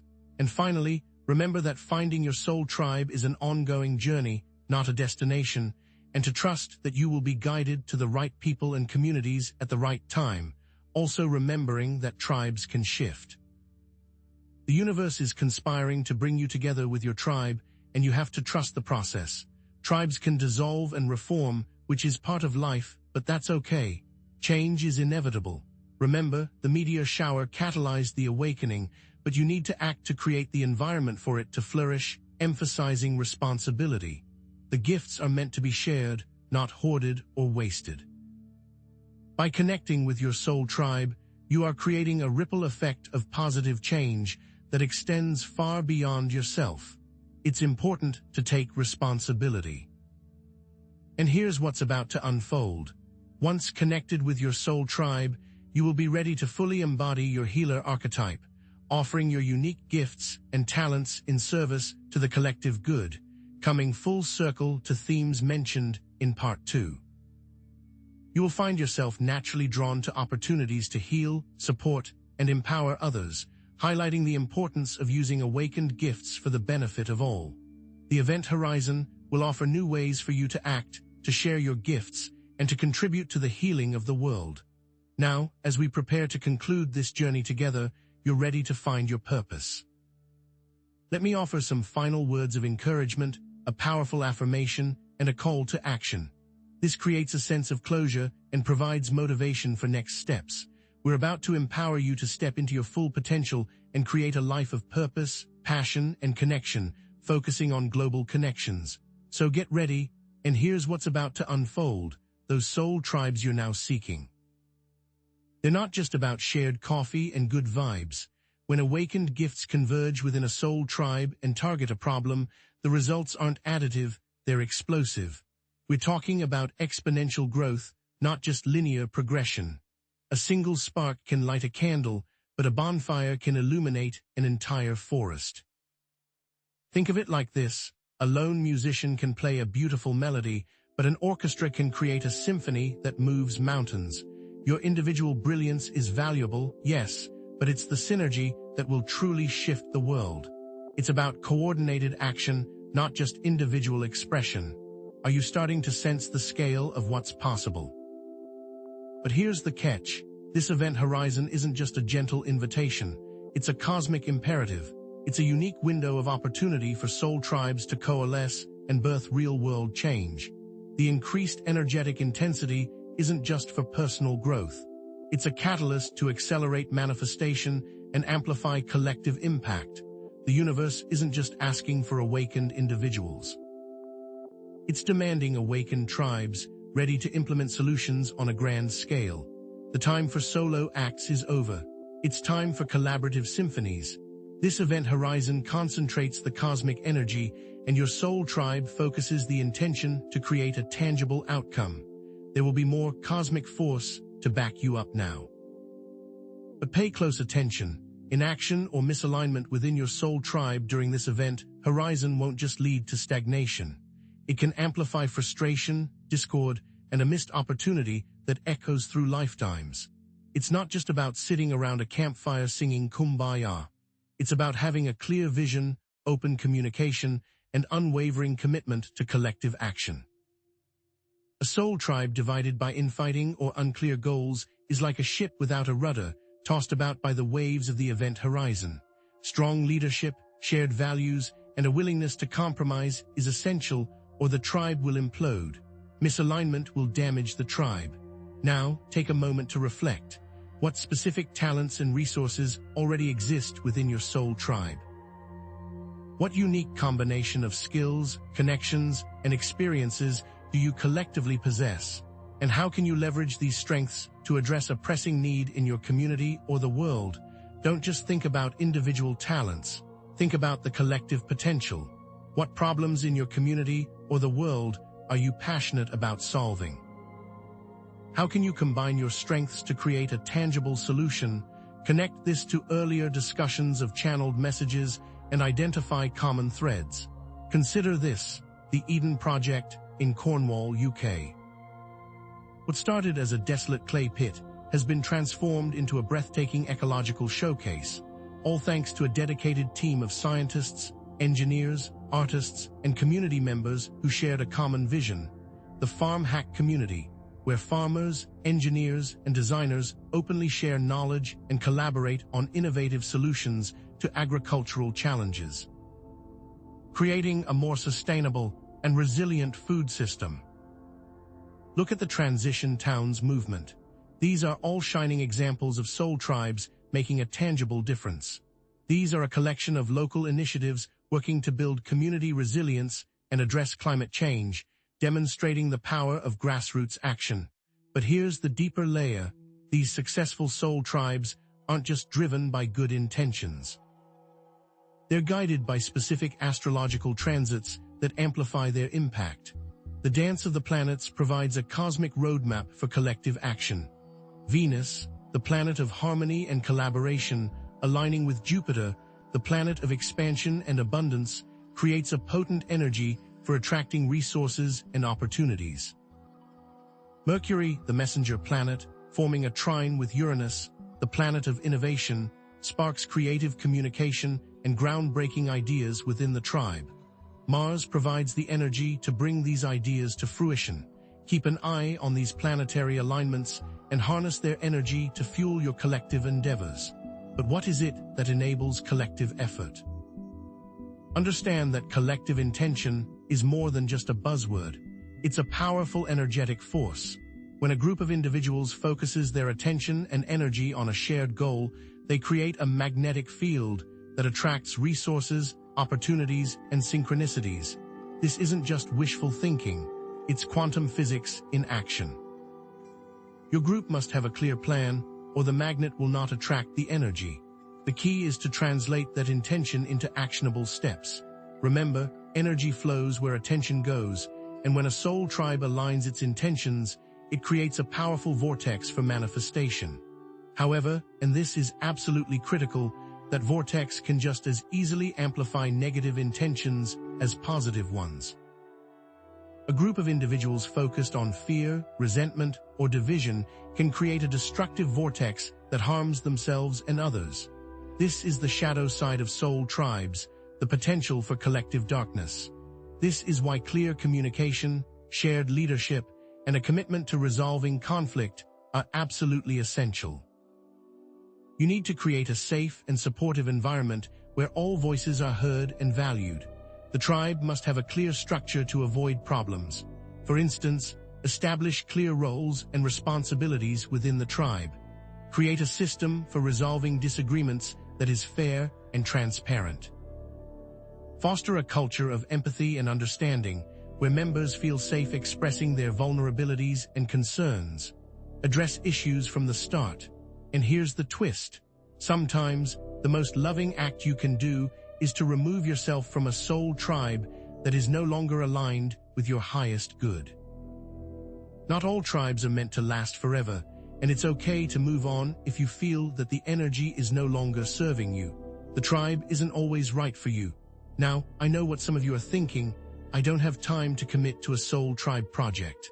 And I understand that time is a precious commodity in today's fast-paced world.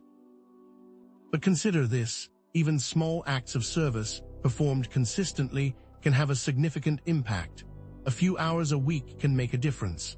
Moreover, collective action can actually save time and energy by leveraging the strengths of others. You don't have to dedicate your life to this project. It is essential for the audience to get involved with their gift. Imagine this. Instead of trying to tackle a daunting task alone, you can delegate different aspects to other members of your soul tribe, each contributing their unique skills and expertise. By working together, you can achieve far more than you ever could on your own, and in less time. And what's more, the energy generated by collective action can actually be energizing and inspiring. leaving you feeling more fulfilled and less depleted. The gifts amplify, and you can work more efficiently. So, how do you actually start to align intentions within your soul tribe? Start by creating a shared vision board, a visual representation of your collective goals and aspirations. Use images, words, and symbols that inspire and uplift you. Hold regular meetings to discuss your progress, celebrate your successes, and address any challenges that arise. Practice collective meditations or visualizations, focusing on your shared intention and the positive impact you want to create in the world.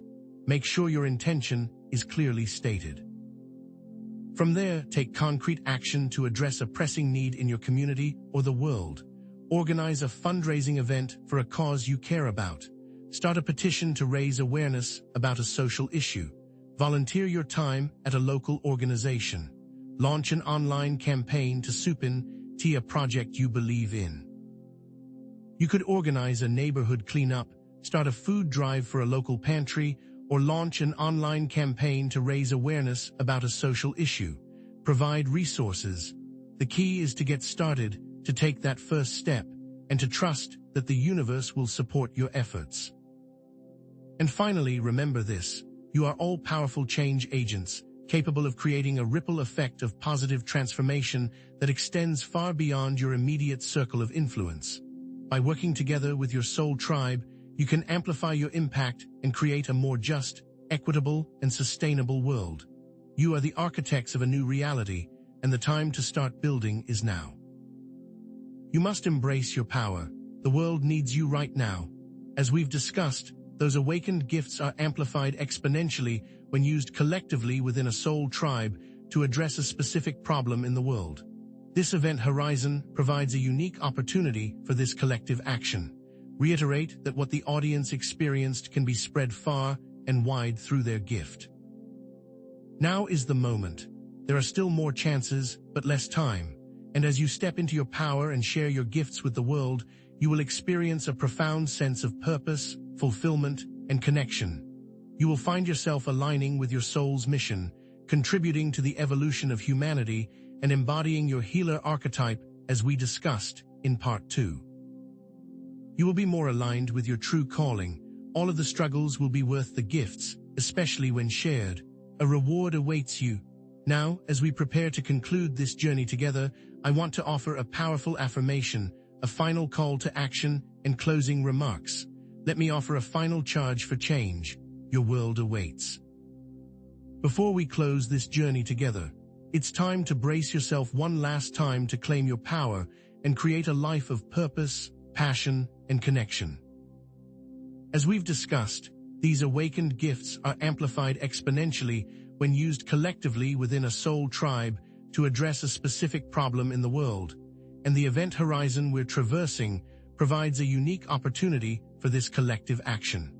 But what happens when even the most well-intentioned soul tribe hits a wall? What happens when the collective energy feels stuck and the path forward seems unclear? It's not a sign of failure. Think of it like a garden that has stopped producing fruit. The soil may need to be amended, or the plants may need to be pruned to stimulate new growth. It's a normal part of the process, and understanding this is crucial for maintaining momentum. This leader's block, as it's often called, is frequently a sign that the soul tribe needs to realign its intentions, revisit its shared vision, or address underlying conflicts that are preventing it from moving forward. This is almost always an internal challenge, not an external one. The tribe itself needs healing. Unacknowledged power dynamics, suppressed emotions, or even conflicting agendas within the soul tribe can create energetic blockages that prevent the collective from manifesting its goals. A simple example of this is someone wanting to express their gift, but being talked down from it or guilt-tripped. This creates a blockage and negative feelings that affect everyone involved. What specific situations have felt tense, uncomfortable, or unresolved within your tribe? If that situation isn't resolved, do you think your tribe can go forward? Ignoring or suppressing this leader's block can lead to disillusionment, fragmentation, or even the dissolution of the soul tribe. A house divided cannot stand. Ignoring early warning signs and allowing minor disagreements to fester into major conflicts is a sure path to destruction. Open communication, authentic self-expression, and a willingness to embrace change are not optional. They are essential. Otherwise, the power of your tribe will wane. Now, think back to recent interactions within your soul tribe. Have you noticed a reluctance to share ideas, a tendency to defer to certain individuals, or a pattern of avoiding difficult conversations? What specific situations have felt tense, uncomfortable, or unresolved? These are the questions you must face. Now, let's dive into some successful examples. Take the open source ecology movement, a group of engineers, farmers, and designers working to create open source blueprints for essential technologies. They navigated periods of stagnation by implementing regular check-in meetings to address concerns, a consensus-based decision-making process to ensure that all voices are heard, and a trained facilitator to mediate conflicts and promote understanding. Or consider the Occupy movement, which used a general assembly process to make decisions collectively, as well as smaller working groups that handled specific tasks. These are tangible and repeatable techniques. The movement had a great deal of press, and for a while seemed invincible, but was infiltrated by outside negative forces. The lack of a strong internal structure that was maintained allowed for this to happen. This is a warning. Now, let's frame some of those challenges in astrological terms. Venus, the planet of harmony and collaboration, aligning with Saturn, the planet of structure and responsibility, creates a potent energy for establishing clear boundaries and expectations within the tribe. Mercury, the messenger planet, forming a sextile with Neptune, the planet of intuition, sparks creative communication and empathetic understanding.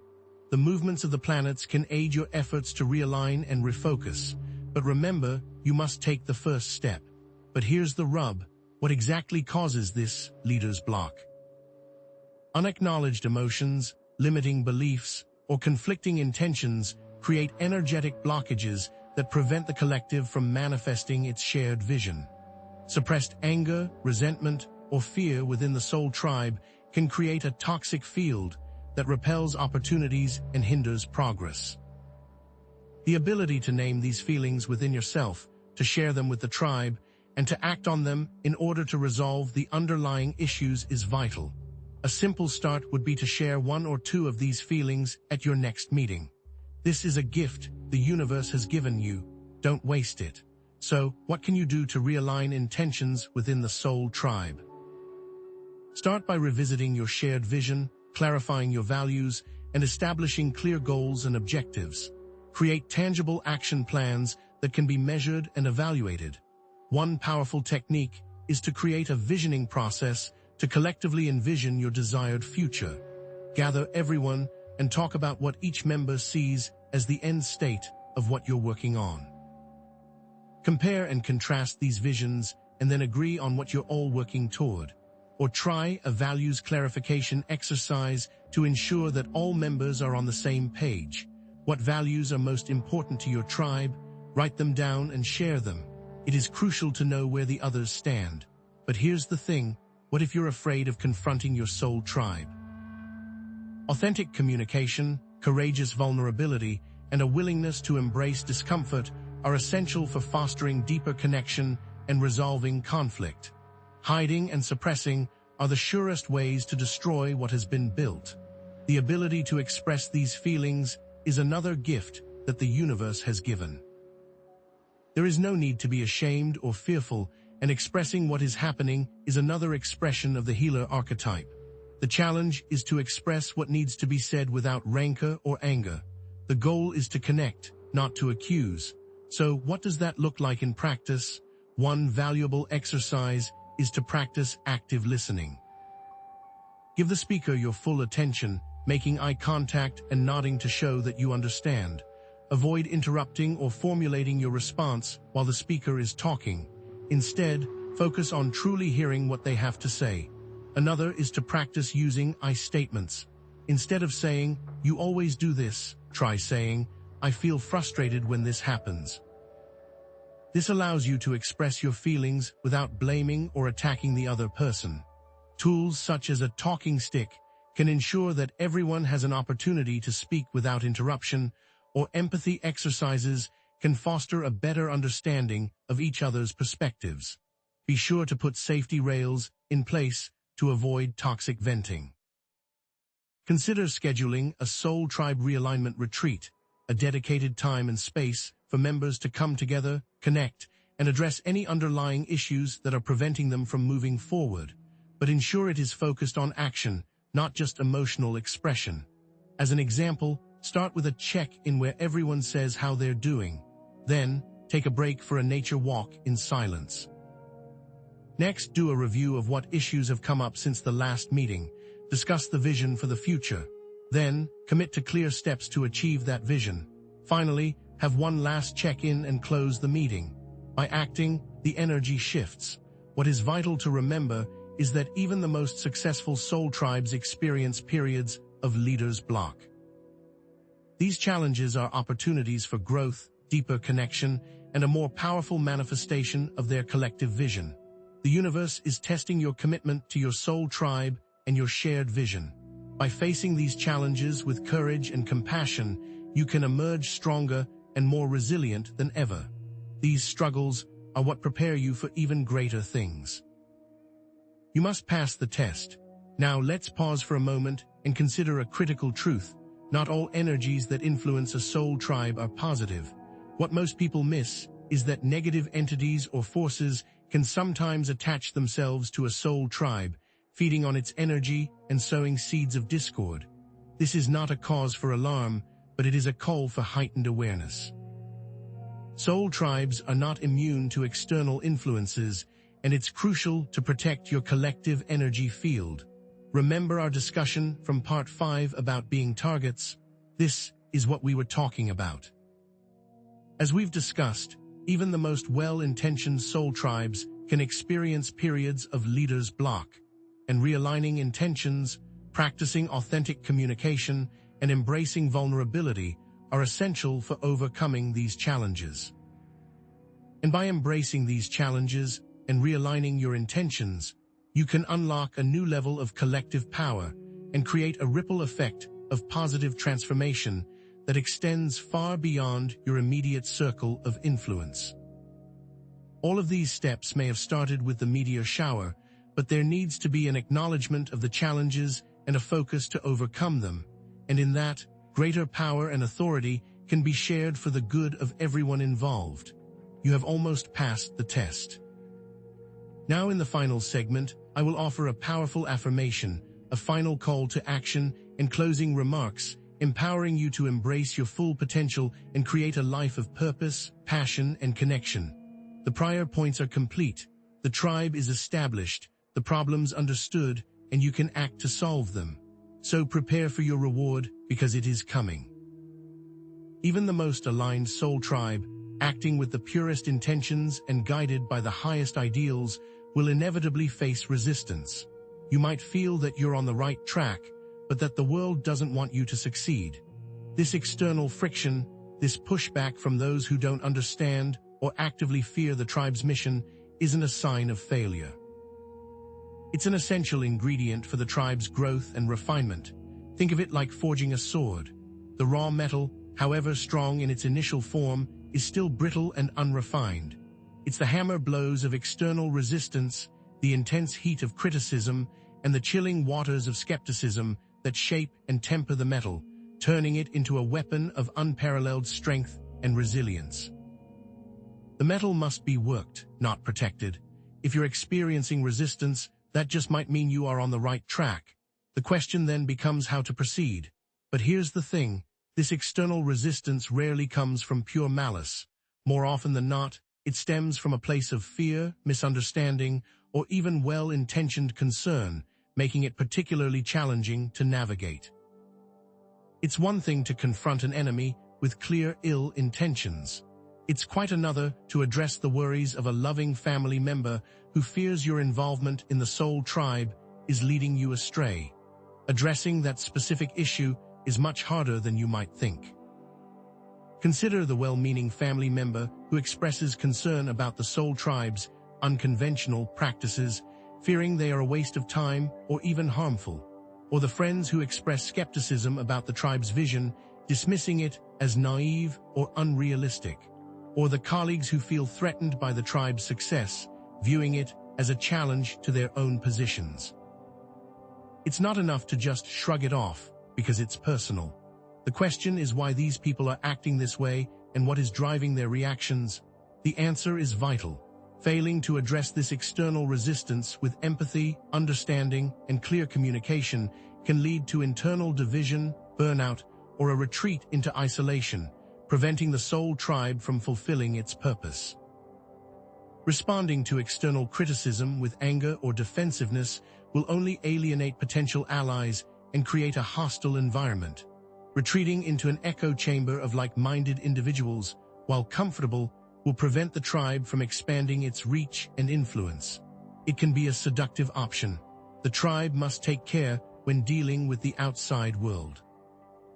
The question is how to avoid all of these problems and how to maintain your own mental state when you are constantly being told you are wrong. Reflect on specific instances where you or your soul tribe has encountered external resistance. Have you ever been criticized, mocked, or dismissed for your involvement in the tribe's activities? What specific concerns or objections were raised? How did these interactions make you feel? What was said? What was done? What was the effect? Remember, it's not enough to simply recall the event. You must delve into the why behind it. What fears, beliefs, and motivations drove this resistance? The better you understand these drivers, the better you can navigate future challenges.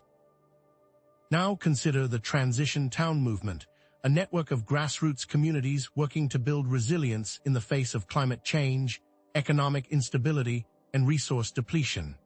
Many transition town initiatives have faced resistance from local authorities, businesses, and community members who are resistant to change or skeptical of their vision.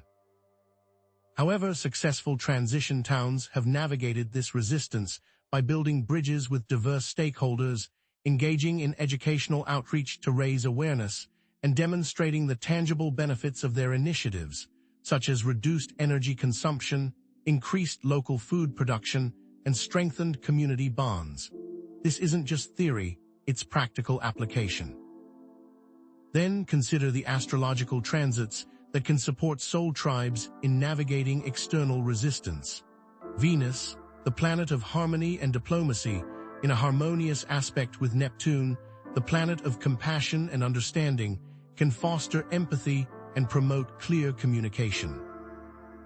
Mercury, the planet of communication, in a flowing aspect with Jupiter, the planet of expansion and optimism, can help the tribe articulate its vision in a compelling and accessible way. These are energies that can be harnessed, but don't just wait for the planets to align. Take proactive steps to cultivate these qualities within yourself and your soul tribe. So what exactly are the psychological and sociological roots of external resistance? At its core, it often boils down to fear.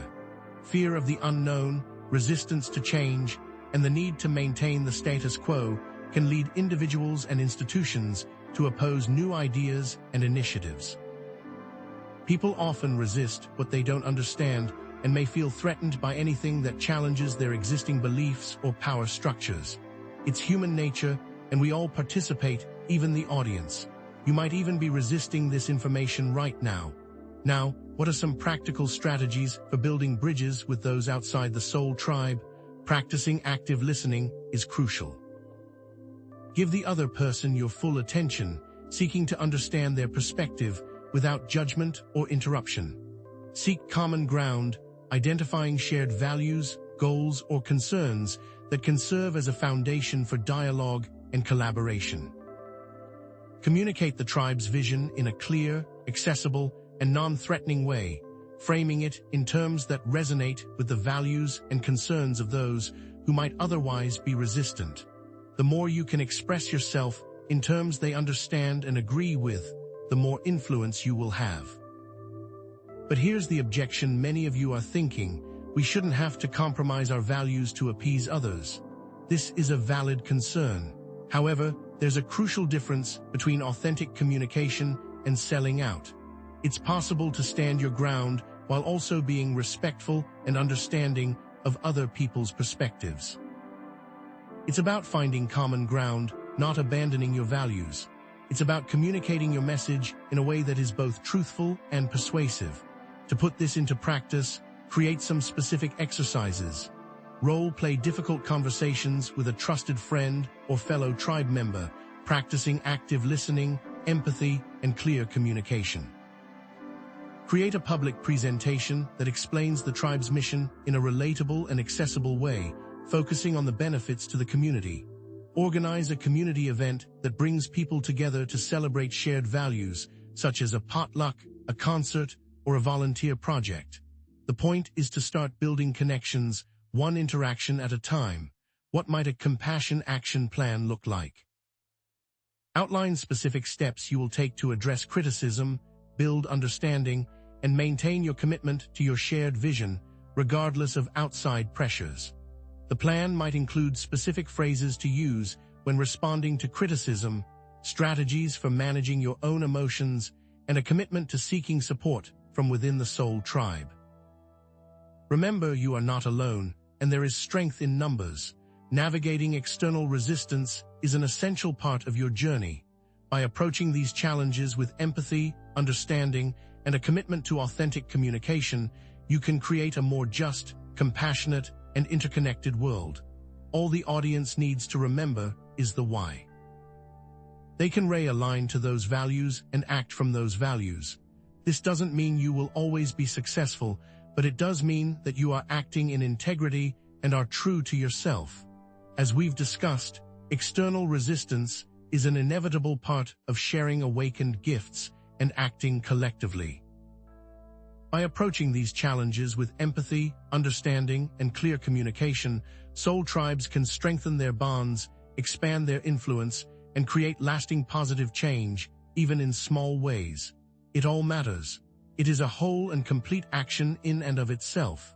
The universe notices these things and will react accordingly. What most don't understand is that those aligned to empathy, by handling outside resistance with grace and persistence, will unlock new levels of influence and impact, drawing in unexpected allies and creating a ripple effect of positive transformation that extends far beyond their immediate circle of influence. The gifts, when expressed, will have power and authority. But without that expression, there will be doubt and trouble and frustration. This power is not external. It comes from your own integrity. Now, as we prepare to conclude this journey together, let me offer a powerful affirmation, a final call to action, and closing remarks, empowering you to embrace your full potential and create a life of purpose, passion, and connection. Now let me give you the steps to act. You've awakened your dormant gifts. You feel the energy of the AQUARIIDs coursing through you, but what if I told you that's only half the battle? The real test, the crucible that forges true power, lies in how you handle the resistance you inevitably face. This is where the diamond crucible technique comes into play, a process for transforming external opposition into unparalleled soul tribe cohesion and strength. Think of it this way: awakened gifts are not enough. Experiencing cosmic events is not enough. The fire, the hammer, the pressure, these are essential and always present. The diamond crucible technique is the alchemical process of making a diamond. What results is something of immense value and enduring beauty, something that can only be created under immense pressure. Are you ready to embrace the heat?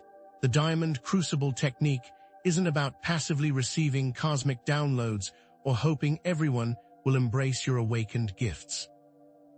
It's an active process, a conscious engagement with resistance. It involves identifying the core fear driving external opposition, understanding it completely, and then strategically integrating it into your soul tribe's mission, turning a perceived threat into an unexpected strength. How do we, as healers, make the best use of this? Imagine a soul tribe dedicated to promoting holistic health practices, facing accusations of woo-woo thinking from the medical establishment.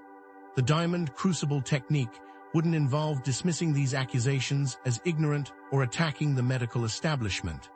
Instead, It would involve embracing logic, scientific rigor, and data-driven evidence to strengthen its own internal structures. This might mean partnering with open-minded doctors, conducting research to validate holistic practices, and presenting their findings in a clear, evidence-based manner. See how that works? It has to be a concrete, achievable example. But here's the catch. Misusing the diamond crucible technique by attempting to dominate or silence external resistance will backfire spectacularly. This isn't about winning a battle or proving yourself right. It's about fostering understanding and growth. Empathy, humility, and a genuine desire for understanding are the foundational virtues of this technique, the core traits of the healer archetype.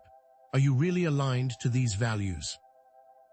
Remember, actions taken to invalidate and harm the other side of the dispute will only serve to amplify the resistance, creating a self-reinforcing cycle of conflict. Genuine humility is not weakness. It's the ability to see the value in other perspectives, even when they challenge your own. This can be incredibly hard to do, especially when you feel attacked or misunderstood. But it's precisely in these moments that the diamond crucible technique is most effective. Now, I want you to reflect on specific instances of external resistance you've faced, personally or within your soul tribe. Think back, all the way back. Don't just consider the surface-level words or actions, but delve into the underlying emotions. What core fear or limiting belief seems to be driving the opposition? Dig deep. What are they really afraid of? Consider the specific phrases used by those resisting you and what assumptions those phrases reveal. Do they accuse you of being naive, unrealistic, or out of touch with reality? What actions do they take to undermine your efforts? Do they spread misinformation, attempt to silence your voice, or sabotage your projects? These actions, these phrases, are clues, breadcrumbs that lead you to the heart of their fear. The better you understand their fear, the more effectively you can respond. Let's look at an example. A soul tribe working to promote sustainable agriculture might partner with local farmers who are skeptical of their methods, learning from their experience and incorporating their feedback into their own practices. Instead of dismissing their concerns about yield, cost, or practicality, they would actively seek to understand these concerns and find solutions that address them. This might involve experimenting with new techniques, offering financial incentives, or providing technical support. The point is to create a win-win situation where both the soul tribe and the local farmers benefit. Do you see that in action? And here's something crucial. There are astrological transits that can support soul tribes in using the diamond crucible technique. Venus, the planet of harmony, aligns with Saturn, the planet of structure, creating an opportunity to build bridges with those who hold opposing viewpoints. Mercury, the planet of communication, forms a trine with Neptune, the planet of intuition, fostering empathy and promoting clear, compassionate dialogue. Connect this astrological support to those channeled messages from earlier. Remember, this is the universe whispering. Use this energy to change, to grow, to build bridges. But how does this work energetically? How can external resistance become a catalyst for transformation? Think of it like a sculptor chiseling away at a block of marble. The sculptor doesn't see the resistance of the stone as an obstacle. They see it as an opportunity to reveal the hidden form within. Similarly, external resistance can force soul tribes to articulate their values, defend their beliefs, and refine their strategies, ultimately becoming stronger and more resilient. By engaging with those who oppose them, soul tribes can uncover hidden strengths, clarify their values, and solidify their commitment to their mission. This is hard work, no doubt, but the rewards are immense. It's like a phoenix rising from the ashes, transformed, renewed, and more powerful than ever before. It will not be easy, but you have the tools to make it happen. Now, let's get practical. What are some concrete strategies for implementing the diamond crucible technique? Practicing active listening is essential. Give the other person your full attention, seeking to understand their perspective without judgment or interruption. Seek common ground, identifying shared values, goals, or concerns that can serve as a foundation for dialogue and collaboration. Reframe negative criticisms, looking for the underlying truth or opportunity for improvement. And celebrate small victories, acknowledging progress and building momentum. What specific steps can you take today? Provide specific scripts for responding to common criticisms. I understand your concerns about X, and I appreciate you bringing them to my attention. Let's explore this further. Techniques for facilitating productive dialogue. Let's agree to listen to each other respectfully, even when we disagree. Methods for tracking progress and celebrating successes. Let's create a shared document where we can track our progress and acknowledge our achievements. These aren't just theories, they are actionable tactics. But here's the objection that may be forming in your mind. Engaging with our detractors will only legitimize their views. This is a valid point, but it's crucial to remember that the goal isn't to win them over, but to understand them better, learn from their perspectives, and strengthen your soul tribe's commitment to its own values and vision. It's not about them, it's about you. This is your energy, your power that is being forged. It's their energy and power that is being forged. Your energy is being used to make a stronger and more powerful action in the world. There is power in external resistance, and you are now learning how to harness it. It's like turning lead into gold, a seemingly impossible transformation, but one that is within your reach. So what specific exercises can soul tribes use to identify and analyze the core fears driving external resistance? Start by creating a fear audit. This involves listing all the criticisms, objections, and concerns you've faced, and then identifying the underlying fear or limiting belief that seems to be driving each one. Conduct empathy interviews, reaching out to those who oppose you and asking them to share their perspectives. Engage in perspective-taking exercises, putting yourself in their shoes and trying to see the world from their point of view. The audit will guide all action. That fear audit will determine your actions, as it will reveal where the real source of power exists. Now that power is taken and used for the good of the tribe and ultimately the world. It's like a martial artist using their opponent's momentum against them, turning their strength into your own. I want you to create a resistance response plan, outlining specific steps you will take to engage with external criticism in a productive and empowering way. This plan should focus on action, not reactive emotional responses. How will you react in the world when this comes up? Plan it out so those actions become strengths. Write it down, make it real. Remember that external resistance is an essential part of your journey, and that by embracing it with courage, empathy, and a commitment to understanding, you can transform it into a source of unparalleled power and create a lasting legacy of positive change. The power comes from overcoming. It's a testament to your resilience, your commitment, and your unwavering belief in your vision. Their healing action that comes from the external resistance is a gift and a benefit to everyone. Make it clear, make it tangible, and make it matter. By acting in integrity and expressing your gifts, you're not just strengthening your soul tribe, you're contributing to the healing of the planet. In summary, soul tribes can use the diamond crucible technique to transform external resistance into unparalleled cohesion and power. You experienced the meteor shower and awakened a gift. You have a plan, and now you have power to act on that plan. It will be an upward spiral that changes everything. And by using this new action to share your gifts, you have not only diffused any potentially harmful impact from this external source, you have made the world a better place. The healer archetype has now been fully expressed. You are also helping others heal. That small act matters because it is now a larger expression in the world. The effect goes farther than you know. Now I will offer a powerful affirmation, a final call to action, and closing remarks, empowering you to embrace your full potential and create a life of purpose, passion, and connection. The reward for your action is that the energy has not been wasted or dismissed. It has been transferred to a real benefit in your life and the world around you. The next step is within reach. You've forged yourself in the diamond crucible, emerging stronger and more resilient. But here's the intriguing premise. Awakened gifts, no matter how potent, reach their ultimate expression not in personal mastery, but in empowering others to discover and hone their own gifts.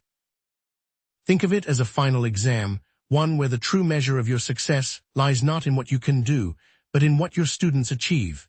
This isn't about hoarding knowledge or basking in the glow of your own abilities. It's about sharing the lessons, igniting the spark in others, and ultimately creating new teachers, new healers, new guides. It's time to make mini-me's of yourself who can act on what was passed down to them. Can you see yourself doing this? Failing to share is not an option. It's like a master craftsman training apprentices. The true measure of the master's skill lies in the success of their students. They cannot take it with them, so must give the information to someone else before it's too late. One must make mini-me's of themselves who can act on what was passed down to them. They also may gain fresh insight on their work. Sharing your awakened gifts through teaching or mentorship multiplies their impact exponentially, creating a ripple effect of positive change that extends far beyond your soul tribe's immediate reach. A chain reaction of gifts multiplies the healing effect in the world, and what gets spread is action. Relate this action to the healer archetype and suggest that to give what they have to another is in alignment with their path. The healing touch gets spread over the world. Those small individual gifts become far more impactful when spread far and wide through your own mini-me's. What actionable steps could you take right now to make this happen? Maybe posting a resource or starting an online course. But here's the catch. Failing to share your awakened gifts through teaching or mentorship represents a profound missed opportunity, depriving the world of needed healing and insights. There are always people who need to learn these things, or the lessons are lost forever. This becomes a sin of omission. The universe will not wait. A challenge awaits you. It has been shown in the prior steps that you are capable and have the power to act, and without action, that power goes to waste without sharing it with others. Are you ready to step up and embrace your role as a teacher? Think about it. What specific knowledge, skills, and experiences have you gained through your journey of awakening? What are the key lessons you are now uniquely equipped to share with others? What specific challenges have you overcome? What insights have you gained? What tools or techniques have you found particularly helpful? What lessons can you share so that others can avoid your mistakes? Think about your healing action and how you can share that with others.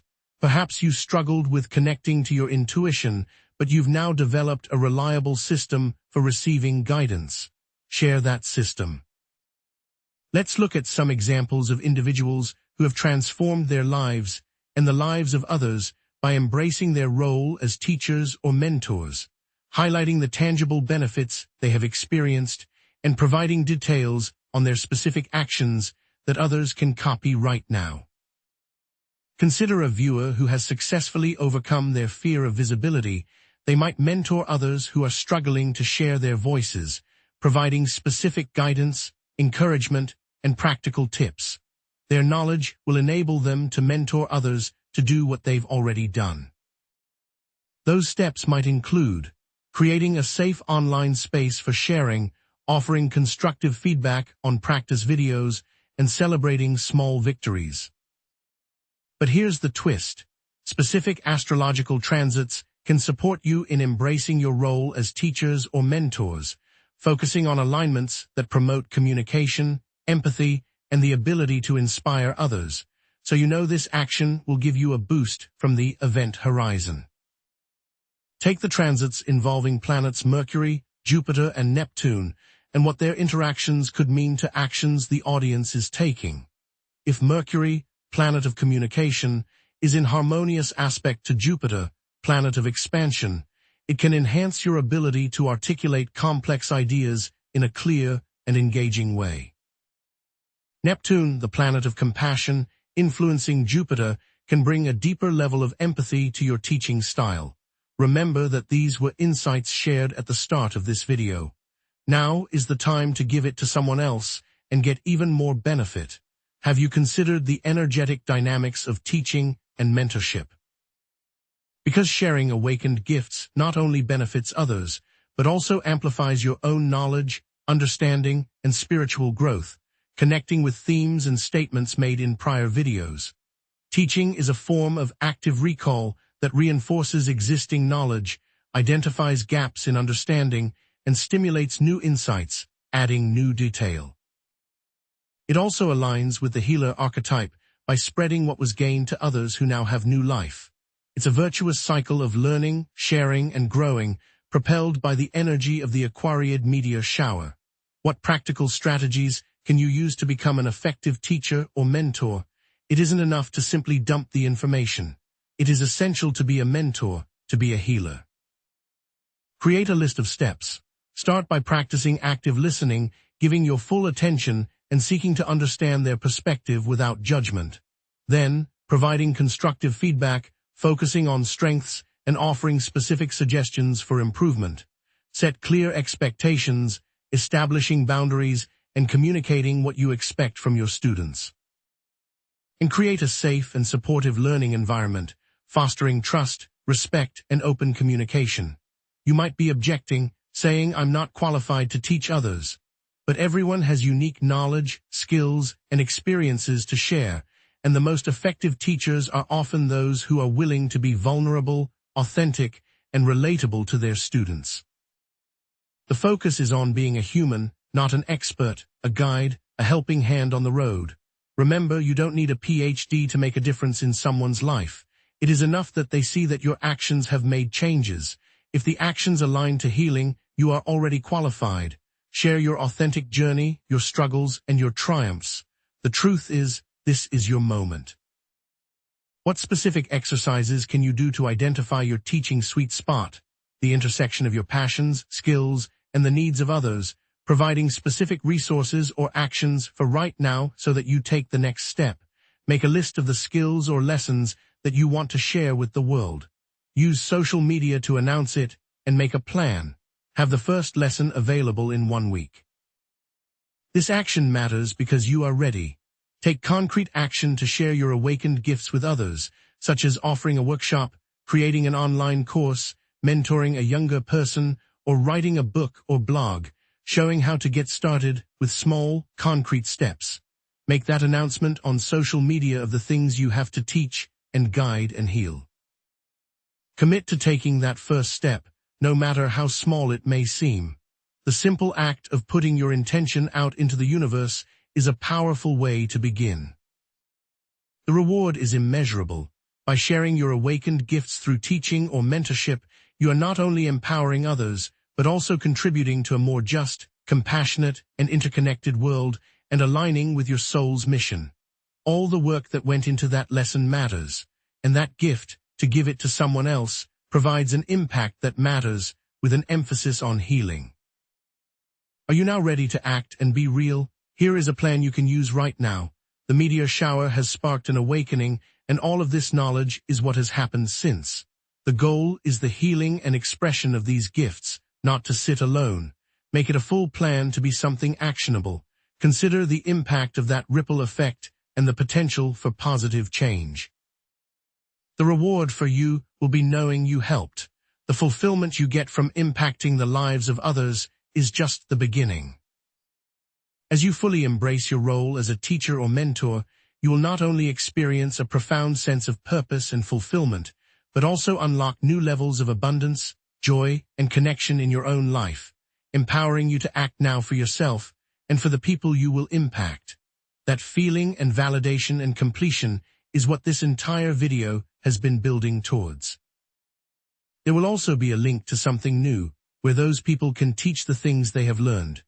Now, I will offer a powerful affirmation, a final call to action, and closing remarks, empowering you to embrace your full potential and create a life of purpose, passion, and connection, restating there is more to come, and it is up to you to take action. It will lead you to something new and powerful, and all that is needed is to take the step. It is now here for you, and only you can act. The healer archetype is ready to be expressed. The next step is yours to take. The seeds have been planted. The gifts have been awakened. The healing touch is ready to be spread. But here's the intriguing premise. Your awakened gifts, honed and shared, now face a final, crucial test. maintaining authenticity and joy amidst the mundane routines of daily life after the event horizon. This demands action to keep the transformation alive. It's easier to express awakenings during periods of heightened energy, but what happens when the meteor shower fades? The real test is integrating those gifts into everyday routines and making it part of who you are, not just what you did. It needs to feel like a part of you. The doing is temporary, the being is forever. This integration is not about grand gestures or constant striving. It's about cultivating small, sustainable habits that reflect your awakened gifts, the healing path, and the mini-me's journey. Action is in the mundane, in every action, and not just in special events. Instead of quitting your job to become a full-time healer, you might start by offering a listening ear and compassionate advice to your colleagues. It is how you act, more than what you act. The act comes from the mind, and this has to be a shift in the mind, not the world. Be gentle and subtle as water cutting through stone. It will happen if it is real. But here's the catch. Neglecting this daily integration can lead to a slow fade of the awakened gifts, a return to old patterns, and a sense of disillusionment. It's so easy to get pulled back into old routines and forget the insights gained during the event horizon peak. If your gift is to help people, it is just as powerful to be kind to the barista or the clerk or the waitress, and not just to people in need. This is part of the transformation and is just as important to practice. One does not need an audience to be valid, only action. So can you commit to conscious intention, self-compassion, and a commitment to living in alignment with your highest values, even when nobody is watching, not even the event horizon? Action is required each day. The universe is not waiting. Think about your daily routines. Where can you incorporate more compassion, creativity, or service into your work, relationships, or personal hobbies? What small steps can you take each day to live in greater alignment with your values? Each action can bring you into focus, and to remember that one small action matters. What do you do? Then, how do you infuse your new life into that? That is the key. You might be surprised that you have so much more to offer than you knew. Consider this. A viewer who discovered a gift for writing might commit to journaling for 15 minutes each morning or sharing their insights with others on social media. Emphasize that this does not have to be perfect. It simply needs to be done. The action is the point. A single act of kindness can blossom into a whole host of good things and will affect everyone around you. That simple gift of action is one thing that all mini-me's will need. Now, let's add another layer. Specific astrological transits can support you in maintaining authenticity and joy in your daily lives, focusing on alignments that promote balance, harmony, and a connection to the present moment, reinforcing action even when you don't feel it. Connecting with water signs and the earth and being able to get out of the mind will always be a benefit to you and can take you to even more understanding about what your next actions are as well. Meditate when you don't feel like it, and you will feel it. This too shall pass. But here's why this matters even more.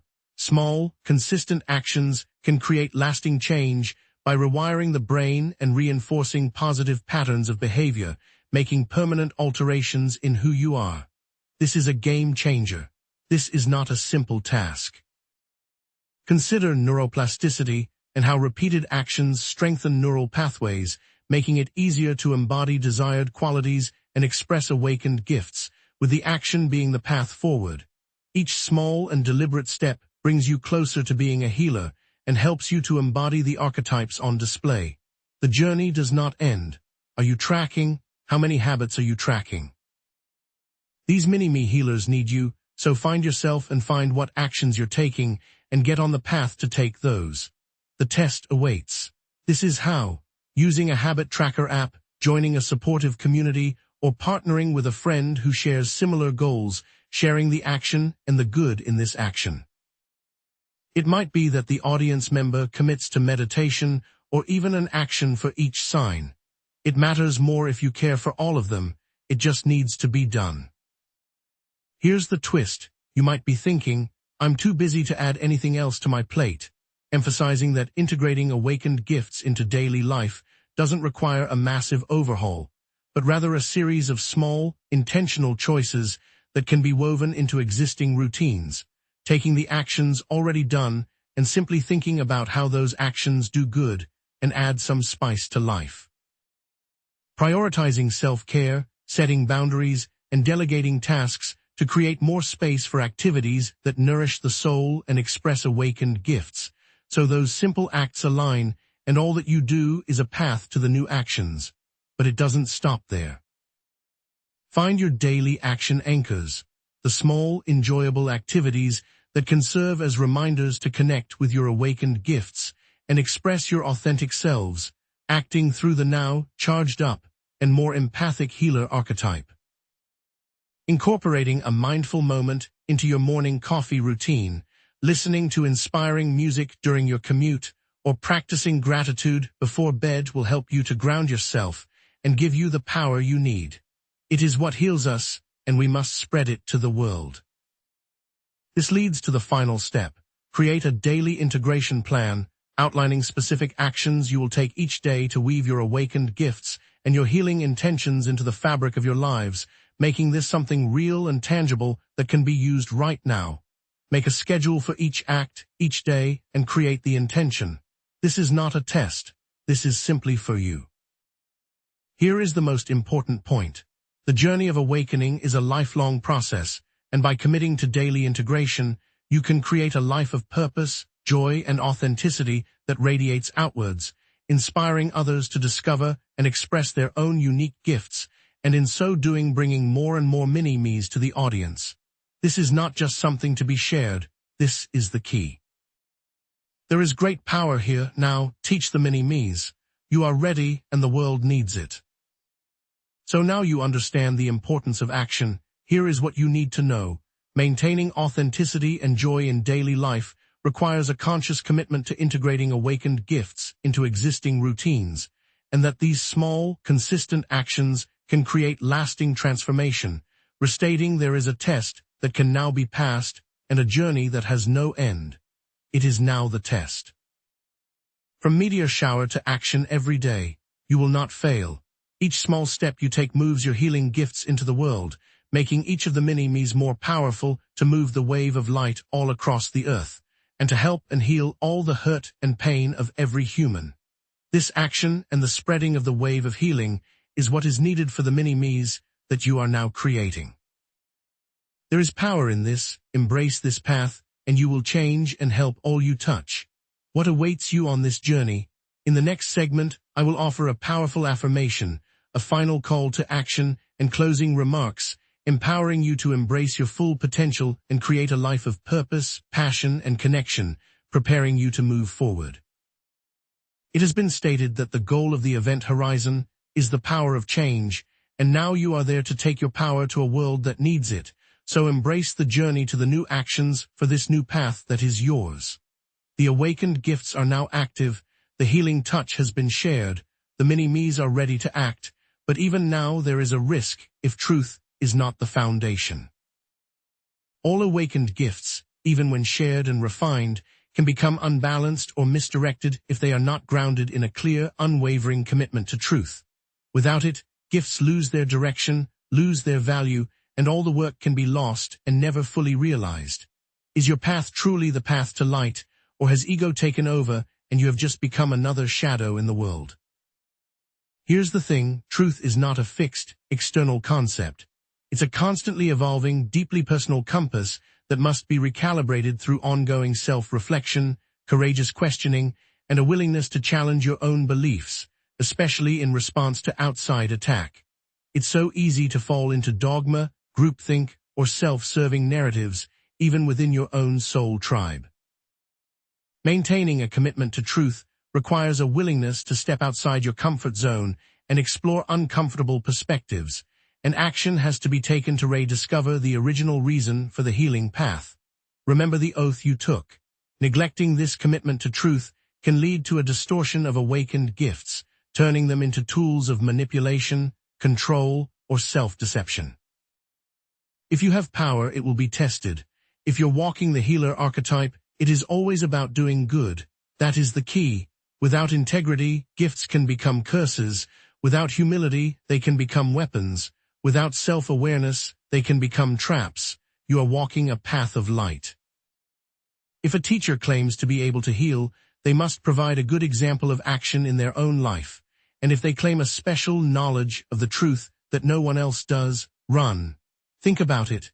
Have you ever been tempted to exaggerate your accomplishments, downplay your mistakes, or withhold information to protect your image or maintain your position? What specific rationalizations did you use to justify these actions? What were the long-term consequences? Connect this to the event horizon, the awakening, and to being a healer. If a healer acts in bad faith, that ruins everyone. It is the same for the other mini-me's. Action has to be right or all is lost. Consider this brutal example. Enron's impact wasn't simply financial. They put people out of work and destroyed lives due to greed and lying. Their collapse wasn't just about numbers. It was about a fundamental betrayal of trust, and the long-term consequences rippled through the economy and eroded public faith in institutions. Each of the audience members needs to know that everyone is tempted by this, so they will see themselves in the example to accept this point and to move to the action in the next section. Have you noticed that those mini-me's are acting selfishly now? What can you do to bring them back to the light? Are you selfishly acting now? Now here's something they don't want you to know. Specific astrological transits can challenge your commitment to truth. Alignments involving Neptune and Mercury, for example, can promote deception, illusion, or a tendency to prioritize personal gain over ethical considerations. These transits can show a distortion of gifts and skills and lessons from the meteor shower, and that what you do each day needs to always be for the greater good. As healers, as awakened beings, you have power, and as such, you will be tested as well. This is always true for the healer path. Do you remember what you promised? Here's how it works. The psychological and spiritual dynamics of truth-seeking hinge on a commitment to authenticity, vulnerability, and a willingness to challenge your own beliefs. This can lead to greater self-awareness, deeper connection, and a more profound sense of purpose. But it isn't easy, it is hard. Explain the concept of cognitive dissonance and how the discomfort of holding conflicting beliefs can motivate individuals to seek greater alignment with their values and principles, but make sure to emphasize that it isn't easy, it is hard. This is because all actions must align. So how can you cultivate a commitment to truth in daily life? Start by practicing mindfulness, seeking feedback from trusted sources, and engaging in regular self-reflection. In order to create that big change, there has to be a series of small steps. Keep a truth journal to track instances where you've compromised your integrity, or create a moral compass, outlining your core values and principles and how to act accordingly, especially when tempted to cheat the process. It doesn't need to be complex, just a simple template with your values and actions you will take to align with them. This action and those mini-me's need you and can help to move forward. But what if someone says, the truth is subjective? While individual perspectives may vary, there are universal principles of integrity, honesty, and compassion that serve as a foundation for ethical decision-making. Explain that while different cultures may have different customs or beliefs, there is a shared understanding of fundamental values such as respect for human dignity, the importance of honesty, and the need to care for the vulnerable. The healer archetype is always about doing good and not about judging people. You are not the judge, you are the hand. Now it's time to act. Identify and challenge your own limiting beliefs by creating a belief audit, engaging in perspective-taking exercises, or seeking feedback from trusted sources, using actions to turn thoughts into tools. What does your inner mean girl say? Track it, and take it as a chance to see where it's not right to give that action and gift to someone else. You must embrace your whole self, which means you must embrace that shadow self. Create a truth action plan, outlining specific steps you will take to live in greater alignment with your values, even when it's difficult or uncomfortable, turning this path into a plan that provides tools to overcome temptation. Identify specific situations where you are most likely to compromise your integrity and develop a proactive strategy for responding in a more ethical and authentic way. Use the template that you have created. You are now living by the sword, so learn how to wield it with grace and compassion. Remember, your commitment to truth is a gift to yourself and the world. By living in alignment with your highest values, you can inspire others to do the same, creating a ripple effect of positive transformation that extends far beyond your immediate circle of influence, as all of this can help you be a better mini-me as well to others. All good comes from the center. All actions you have done and will do on this journey of gifts and healing is a gift. You just need to see it and to give it out to a world that needs what you do. From this meteor shower to daily action to truth in each action, or it means nothing and cannot last, with gifts and intentions, and everything is lost. The power is in the truth of the actions. If those actions come from the light, all things are possible. As you fully embody your commitment to truth, you will experience a profound sense of inner peace, clarity, and alignment, knowing that you are living in accordance with your highest values and making a positive contribution to the world, giving a reward for getting to here. In your life you will find peace, and then that will go out into the world, for you have helped the world to heal and to act, for all actions will be made with the best intentions. You can see and share that, and that means everything is good. As it has been told that through the meteor shower to now, you have been blessed to act and to provide healing power, and that you will bring that to action in all you do and all you are, and now those gifts will be sent to all you touch. Now embrace the journey. In the final segment, I will offer a powerful affirmation, a final call to action, and closing remarks, empowering you to embrace your full potential and create a life of purpose, passion, and connection with your truth, which helps everyone to become something good, and the final act will ensure that in their daily life that this power of truth is their gift to the world. The world is waiting. As we approach this powerful gateway, the culmination of the energies we've explored together, it's time to pause. The meteor shower has peaked, the gifts have been revealed, the actions defined, but will you truly integrate this into your life? Will you embrace the healing that's been offered, the authentic expression that awaits, and the power to build a better path not just for yourself, but for those around you? Take a moment, breathe, let the impact of this journey resonate within you, and prepare to step forward with intention. I want to thank you for giving me your time. Throughout this journey, we've uncovered the power to heal and the importance of living authentically, all stemming from the influence of the ETA AQUARIID meteor shower. But this wasn't just about a meteor shower. What we've been focused on is the internal power to make decisions and to make good decisions, and then to live in alignment with those choices. This wasn't just about cosmic events or astrological alignments. It's about the power that lies within you, waiting to be unleashed and used for the greater good. It's about living in alignment with that truth and acting accordingly. Here's the thing, living in alignment with the awakened gifts, with this newly discovered power, isn't a one-time event. It's an ongoing practice, a continuous refinement of your actions, a constant commitment to authenticity. It's not always easy. In fact, it's often challenging. But those challenges are not roadblocks. They are stepping stones, opportunities for growth, and chances to deepen your commitment to your truth. Embrace the journey, embrace the challenges, and embrace the unfolding of your authentic self, as all these actions will help you to heal and to act. But here's the catch. This individual journey is not isolated. The truth is that every action you take, every choice you make, has a ripple effect that extends far beyond yourself. Your journey toward authenticity is interconnected with the well-being of all beings. As you heal, you create space for others to heal. As you express your authentic self, you inspire others to do the same. As you live in alignment with your truth, you contribute to a more just and compassionate world. It is about giving back, so always remember that. Think about it. Living authentically in this new reality has a profound impact on your families, your communities, and the world at large. When you act in alignment with your authentic good, you create a positive influence that extends far beyond your immediate circle, and this will spread far beyond the world and touch those who need that touch.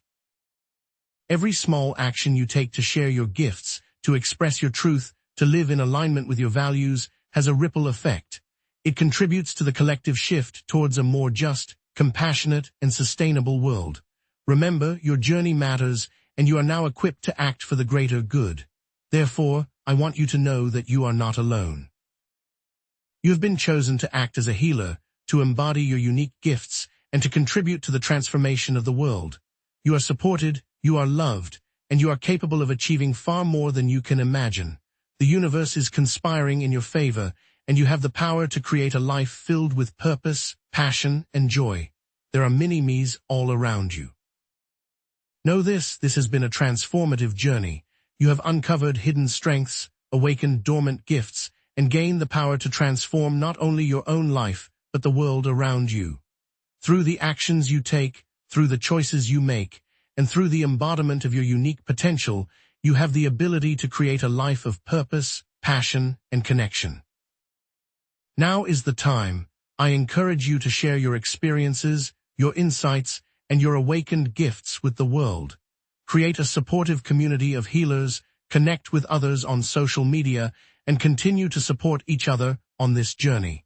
It is important to foster that community of mini-me's. One final ask: if you found value in this video, please subscribe to the channel, leave a comment below, and share it with others who might benefit from this message. Help us spread the word and create a more awakened and empowered world. Thank you. And so, we arrive at the end. Remember to act, heal, love, and to take that power and create a better path for you and for everyone. Go now.